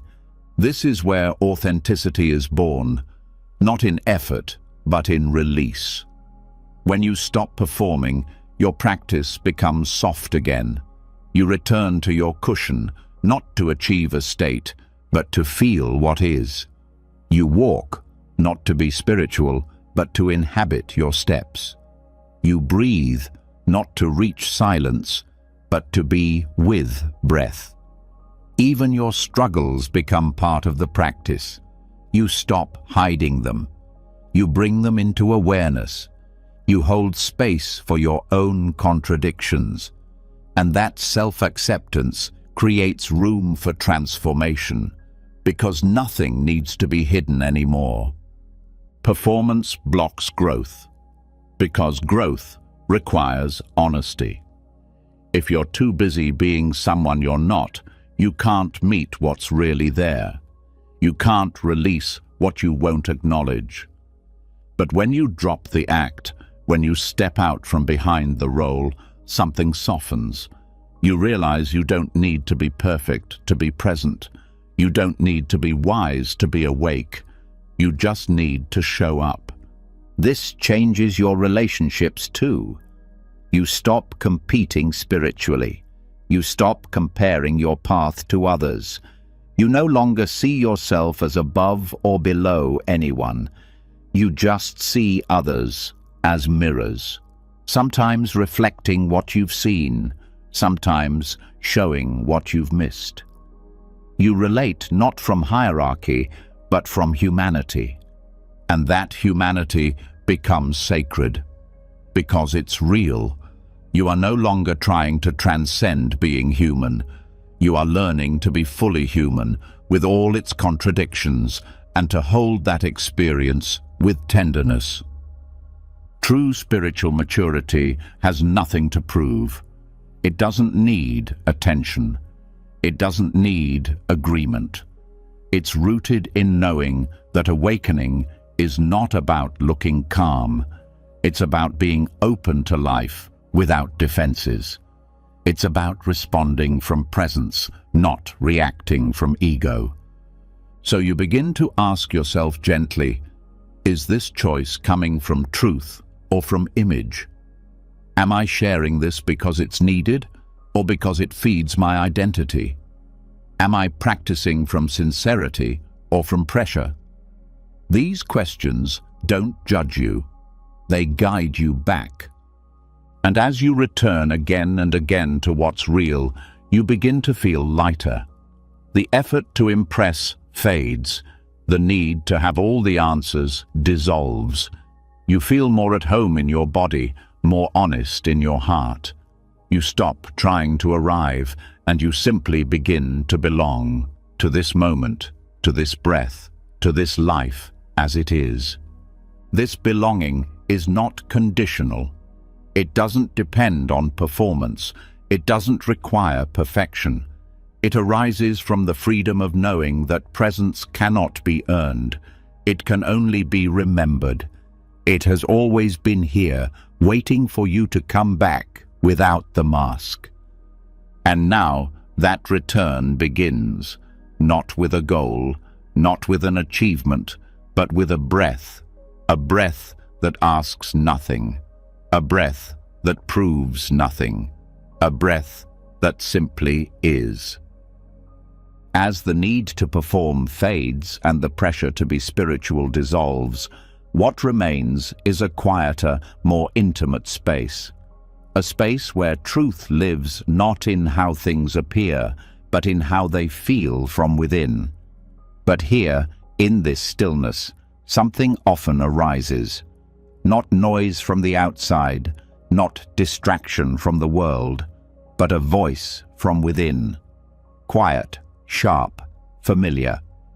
It doesn't ask for attention, it demands it. It says, you aren't doing enough, that you should know better by now, that you're failing even at being mindful. This is the inner critic, and it often becomes louder when everything else becomes quiet. Self-judgment is one of the most persistent forms of suffering. It attaches itself to everything: how you speak, how you practice, how you feel. It's not always harsh. Sometimes it's subtle, disguised as motivation, dressed up as responsibility. But beneath it is always the same energy: contraction. you feel smaller after it speaks. Not because you've seen the truth, but because you've been reduced by a thought pretending to be truth. In Zen practice, this contraction is not always solved through logic. It's not argued with or fixed. Instead, it is met with something more unexpected. A koan. A paradoxical question that bypasses the thinking mind. One that short-circuits analysis. One that can't be answered in words but must be lived into. And when you bring this approach to self-judgment, something powerful begins to shift. Not through willpower, but through insight. Koans are not puzzles. They're not meant to be solved. They're meant to reveal where the mind is clinging. They show you the limits of conceptual thinking. They don't explain freedom. They point to it. And when self-judgment is strong, this is often what's needed. Not a better story, but the falling away of story altogether. When you say, "I'm not good enough," the koan doesn't say, "Yes, you are." It asks, "Who is the one that is not enough?" When you say, "I've failed again," the koan asks, "What is failing if there is no fixed self?" These questions don't offer comfort. They dissolve the very foundation of the judgment itself. Because judgment rests on identity. It assumes a self that can be defined, labeled, improved, or condemned. But when you look closely, who is being judged? Where is the self that did wrong? Is it the version of you from a year ago, from a moment ago, from a thought ago? Can you find a self that exists long enough to carry blame? This inquiry doesn't lead to nihilism. It leads to space. A kind of freedom that arises when you see that the inner critic isn't pointing to anything solid. It's reacting to a pattern, a habit, a voice from the past, a loop that's played so often you forgot you could press pause. Koans invite you to do just that, to stop trying to resolve the critic with better thinking, to instead meet it with presence. When the voice says, "You're not spiritual enough," you meet it with stillness. When it says, "You're too much," you ask, "Too much for whom?" When it says, "You're behind," you ask, "Where is the finish line?" These are not distractions, they are disruptions, intentional ones. They break the trance. They make you stop believing thoughts simply because they sound familiar. They don't replace one belief with another. They remove the need to believe or disbelieve. They show you what's left when belief drops away. This is where self-judgment begins to unravel, not through self-love slogans, but through the direct experience of emptiness. When you can't find a self to fix or blame, the urgency to criticize softens. You realize that what you've been attacking is a collection of thoughts and memories, not a permanent identity. This doesn't mean you stop taking responsibility. It means you stop punishing yourself for being human. Responsibility becomes cleaner, not rooted in shame, but in clarity. You see where you've caused harm and you make amends, not to earn worth, but to restore integrity. There's no performance in that, just honesty. The critic often speaks in absolute terms, always, never, again. These are red flags. They signal that the mind has slipped into habit. Koans interrupt that. They ask questions that make the absolute impossible. If you're always failing, then who is the one who noticed? If you've never been enough, then how are you here, practicing, listening, still seeking truth? Even when the voice is subtle, just a quick wince at a mistake or a flash of embarrassment, a koan can slip in and ask, "What was that?" Not to analyze, but to shine light, to bring curiosity instead of blame. This is how presence transforms judgment, not by force, but by replacing habit with awareness. The more you do this, the more space opens around the thoughts. They may still arise, but they lose authority. You stop taking them personally. They become echoes, not commands. You see them for what they are, old voices trying to protect you by shaming you, once useful maybe, but no longer necessary. And in this spaciousness, something new appears, not affirmation, not a better story, but rest. A rest that comes from no longer needing to defend or attack yourself. You begin to relate to yourself like you would to a stranger in pain, not with strategy, but with quiet attention. This also changes how you relate to others, because judgment of others often mirrors judgment of self. When you loosen your grip on your own flaws, you become softer toward theirs. When you stop needing to perfect your practice, you stop expecting others to get it right all the time. Compassion flows more naturally, not from effort, but from understanding. This is the deeper purpose of Zen inquiry, not to arrive at answers, but to strip away the need for them. Not to figure yourself out, but to stop turning yourself into a problem. The more you practice in this way, the less interesting the critic becomes. You see that it never had the authority it claimed. It was never you, just a sound passing through awareness. And in its absence, the body relaxes. The breath deepens. You're no longer trying to earn rest. You simply rest. You no longer try to be worthy of peace. You start from peace and let everything else arise within it. This is not about becoming perfect. It's about realizing you were never meant to be. That the idea of a perfect self was just another illusion. That freedom doesn't come from fixing every flaw, but from seeing that most flaws are concepts created by comparison and memory. Now, the next time the critic speaks, you don't react. You pause. You let the voice rise. You meet it with a question. And if no answer comes, that's okay. The silence is often the real teaching. It's in that silence that something deeper begins to grow, not self-esteem, but self-forgetting. Not identity, but presence. And in that presence, judgment has nowhere to land.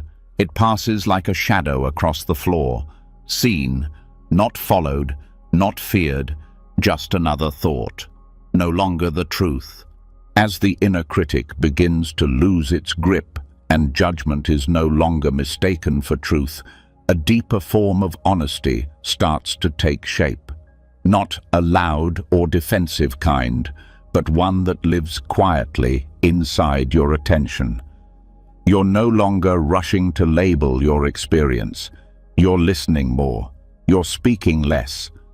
And when you do speak, to yourself or to others, something more important becomes clear. The way you use words is no longer just a habit. It becomes a practice, a form of inner alignment, a way to either build peace or undo it.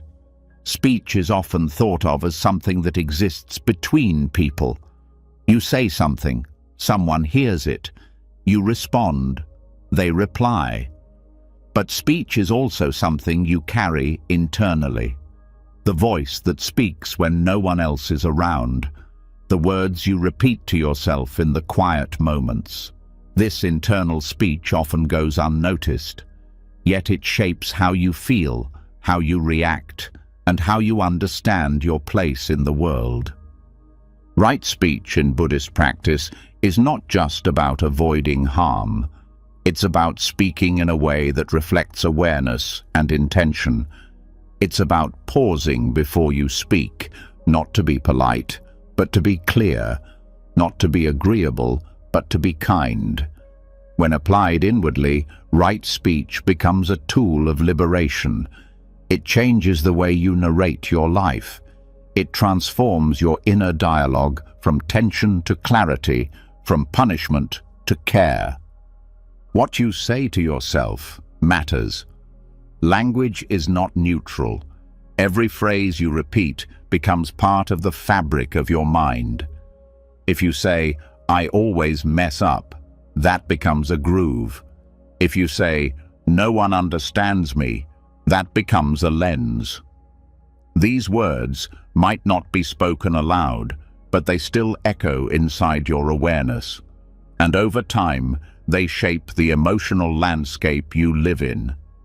Right speech begins by noticing what kind of language lives in your head. Is it harsh? Is it sarcastic? Is it filled with assumptions about how others see you? Does it demand perfection? Is it honest? Or is it trying to keep you in line? These questions aren't meant to shame. They are invitations to pay attention to how language is shaping your reality. This is where practice begins, not with censorship, but with curiosity. You listen not to edit yourself, but to understand what habits have formed. You start to hear the tone, not just the content. Is it compassionate? Is it reactive? Is it old? Has it become automatic? Right. Speech includes 4 qualities. It is truthful, helpful, kind, and timely. Applied inwardly, this means that your inner voice does not need to flatter you or lie, but it also doesn't need to hurt you to feel true. A voice that is both honest and kind is possible. One that says, "This was hard and I see you," instead of, "You should have done better." One that says, "Let's keep trying," rather than, "You'll never change." When your inner speech changes, your nervous system begins to feel safer, because you're no longer at war with yourself. You're not waiting for criticism. You're not preparing for self-attack. You're living inside a mind that treats you like someone who matters. Not because you're always right, but because you are worthy of kindness even when you struggle. This does not make you soft. It makes you resilient. Because when your internal language is steady and kind, you recover faster from difficulty. You respond to challenges from a centered place. You don't collapse under criticism because you no longer believe the worst voice in your head. You've trained it to speak differently, and this inner change extends outward. The way you speak to others becomes clearer, less reactive. You stop using words as weapons. You stop filling silence with noise. You speak when needed, not just when you're uncomfortable. You begin to recognize that every word you offer is a seed. It can create distance or connection, confusion or clarity, harm or healing. When speech is misused, internally or externally, it creates mental conflict. You say one thing and feel another. You promise things you don't intend to keep. You agree to avoid discomfort. These small breaches may not be visible to others, but they leave a trace inside. A sense of dissonance, a fracture between who you are and how you show up. Right. Speech repairs this fracture. It invites you to say less, but mean more. To pause before you speak, not from fear, but from care. To stop using language to escape discomfort. To speak what's true and trust that the truth, when offered with presence, is enough. Even silence becomes part of right speech, because sometimes silence is what kindness looks like. Not avoidance, but restraint. Not hiding, but choosing not to say what doesn't need to be said. When your speech is grounded in awareness, you no longer fear silence. You no longer rush to fill it. you let it speak its own truth. Right speech is also deeply connected to boundaries. When your internal dialogue respects you, it becomes easier to say no with clarity. Not from guilt, not from anger, but from steadiness. You're no longer using words to keep the peace at your own expense. You're no longer agreeing just to avoid conflict. You're communicating with your whole self, your values, your truth, your presence. This integrity brings peace. Not because every conversation goes well, but because you are no longer betraying yourself with your own voice. You begin to trust yourself. You begin to believe in what you say. You feel less fragmented, because your outer words and inner truth are no longer in conflict. And this trust creates space. Space to think before reacting. Space to ask questions instead of assume. Space to hold silence without panic.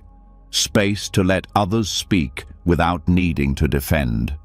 You begin to speak less from fear and more from clarity. This shift is not sudden. It takes attention. It takes willingness to listen to the voice you've been living with, not to fight it, but to understand it, to recognize that it learned its tone from somewhere, that it tried to protect you, that it repeated what it heard, and then to slowly begin changing it, not by force, but by choosing different words again and again. The voice in your mind can become your ally, not by being perfect, but by being honest, by reminding you of your values when it would be easier to abandon them, by speaking with gentleness when the world is loud, by helping you pause when you want to rush. Right speech transforms mental conflict, not because it fixes your problems, but because it changes how you talk to yourself while facing them. It reduces the extra suffering, the guilt, the shame, the self-attack that makes difficulty harder than it needs to be. It builds a foundation from which real clarity can grow. And from that clarity, your whole way of being begins to shift. You stop seeking validation through words. You stop performing peace. You stop hiding behind cleverness or silence. You speak when it matters. You listen when it doesn't. You rest in the space between words with trust. Because you've learned that the most powerful voice is not the one that says the most. It's the one that speaks from the deepest part of you, the part that doesn't need to be right, just real. The part that doesn't need to impress, just connect. The part that knows what you say to yourself is what you live inside. And now you live inside something softer, something steadier, something kind. As your words begin to soften and inner speech becomes a source of clarity rather than conflict, something unexpected happens. A quiet spaciousness opens. One where you're no longer defending yourself against yourself. One where silence isn't a threat and truth doesn't need embellishment. But in this space, another layer of growth calls for your attention. Even when your mind is kind and your speech is clean, there are things you still cling to. Identities, habits, beliefs about who you are and how things should be. And while they may not scream like the inner critic once did, they still limit the depth of your freedom. There is a deeper letting go that does not happen once, but again and again. A practice not of control, but of surrender. Not dramatic, but intimate. It is the daily choice to release what you've outgrown, to die, not in body, but in ego, not in spirit, but in attachment. This is the practice of micro-impermanence, letting yourself die a little each day so that something more real, more honest, more present can live in its place. Dying daily is not about disappearing, it's about releasing. You let go of the version of yourself that no longer fits. You shed the expectations that weighed you down yesterday. You watch the roles, the routines, and the labels you've picked up, some useful, some outdated, and you bow to them, then loosen your grip. It's not a rejection, it's a recognition. Nothing you identify with is permanent. And the more you pretend otherwise, the more life becomes a performance instead of a presence. This practice is subtle. You might begin with one small thing, how tightly you hold on to being right, or the way you rehearse your image in front of others, or the routine that comforts you but secretly dulls your spirit. You notice it, you pause, you ask, what would happen if I didn't cling to this today? The answer is rarely immediate. Sometimes discomfort rises, sometimes relief. Either way, space appears where contraction once lived. This is not a denial of who you are. It's a return to what you are beneath the layers. The personality you protect, the stories you retell, the patterns you repeat. These are costumes. Some serve you, some limit you. The point is not to judge them, but to see that they are not fixed, that you are not required to keep wearing them. When you die daily to who you were, you give the next version of yourself room to breathe. You don't force transformation, you allow it. Like shedding skin, it happens in layers. Sometimes you don't even notice until afterward, when you no longer feel the need to explain, defend, or achieve something you once believed defined you. This practice also reveals how much energy is spent maintaining the illusion of sameness. You wake up and unconsciously step into the same mental clothing, the beliefs, the worries, the plans. But if you were to pause and ask, what am I ready to let go of today? You might find that much of what you carry no longer serves you. Micro-impermanence invites you to look at everything with fresh eyes, to meet your thoughts, your emotions, even your habits, not as facts, but as passing forms.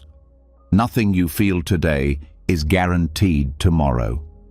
No belief is immune to evolution.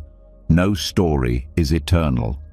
When you truly feel this, not just know it, but embody it, something within softens. The need to grip fades. You stop clinging to moments for security. You start experiencing them for what they are, brief, beautiful, and enough. This doesn't mean apathy. It doesn't mean rejecting all structure. It means becoming more intimate with change, more willing to step into uncertainty, more trusting that your worth isn't tied to consistency. It means allowing your identity to breathe, to grow, to fall apart when needed, and to rebuild itself from presence, not fear. Daily dying is also a practice of humility. It reminds you that you are not the same person you were yesterday, and neither is anyone else. It keeps you from trapping others in old stories, from expecting them to be what they were, from reacting to their past instead of meeting them in the now. This softens relationships. It breaks the cycle of resentment. You stop repeating conversations that ended long ago. You stop expecting people to behave according to the role you assigned them. When you live this way, forgiveness becomes easier.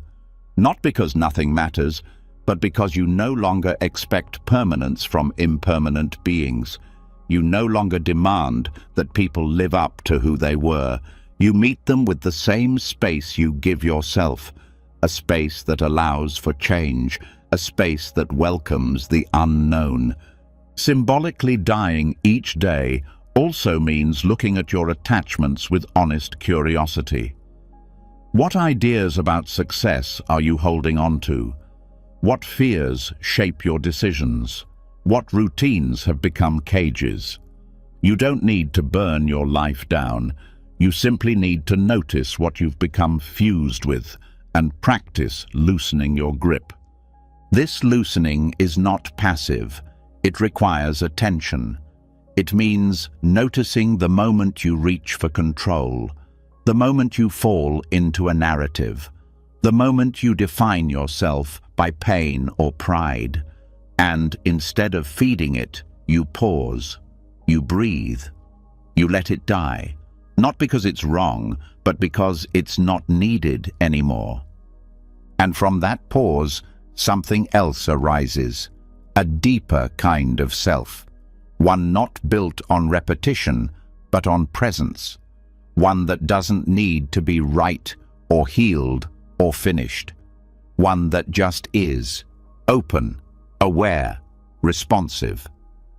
This self doesn't cling to yesterday's version of peace. It meets what's here today. It's not afraid to be new. It's not ashamed to change. It finds freedom in impermanence, not fear. It's not the kind of self you can define. It's the part of you that remains after every layer has been allowed to fall away. In many traditions, the idea of dying before you die is a teaching about freedom. It means practicing the art of letting go now, so that death is not a shock, but a continuation. If you can die daily to your attachments, your opinions, your fears, then real death is not something foreign. It is just another form of release. This practice, lived sincerely, also brings clarity. You stop confusing attachment for love. You stop confusing routine for safety. You begin to live with more presence and less effort. You stop needing to prove who you are. You become interested in what remains when proving is no longer needed. And what remains is not emptiness in a hollow sense. It's space, creative, alive, awake. The space to be who you are without being trapped in who you were. The space to meet life without armor. The space to feel everything fully and release it fully. Even your habits begin to change, not by force, but by attention. You catch yourself going through motions. You pause and ask, is this alive for me, or am I just doing it because I always have? And if it's no longer alive, you let it go. That act alone is a form of dying, a gentle death of routine, a soft rebirth into presence. You also stop fearing the unknown, because every day becomes a rehearsal in trust. You trust that letting go will not erase you. You trust that change will not destroy your center. You trust that something new will rise when you stop holding on to the old. Dying daily is not a dramatic practice. It's quiet. It's made of moments. A breath you don't rush, a pause you don't fill, a truth you don't cover, an identity you don't defend. It is not about detaching from life. It is about stepping into it more fully, because you're no longer weighed down by what you think it should be. And now, from this place of soft release, something new becomes possible, not more effort, not more control, but more space, more honesty, more trust in what happens when nothing is held too tightly. This is not the end of something. It is the beginning of a new rhythm, one that flows with change, one that honors endings without fear, one that knows the deepest kind of peace comes not from holding on, but from letting go. A little more, every day. And now, as the breath slows and the mind softens, let everything you've heard tonight settle not just into memory, but into your being. You've traveled through silence, through slowness, through letting go. You've stepped away from comparison, ego, and craving. You've sat with truth, touched stillness, and released identities you never needed to carry. You've forgiven. You've listened. You've remembered that peace doesn't come from becoming someone else. It comes from fully being who you already are, without clinging, without performing, without fear.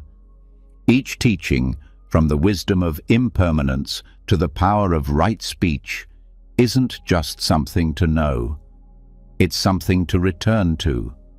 In every breath, in every moment, in every step. So tonight, let yourself rest, not because you've reached the end, but because you've remembered the beginning. Peace was never far. It was simply waiting for your attention. If any part of these lessons touched you, even in a small way, I'd love to hear which one. Leave a comment below with the words, "Peace is a practice," so I know you were with me until the end. Share what stood out or what you're letting go of tonight. And if you want to keep walking this path together, one breath, one step, one quiet moment at a time, make sure to subscribe and turn on the bell. More teachings are waiting, and you're always welcome here. Now rest. You've remembered enough for today.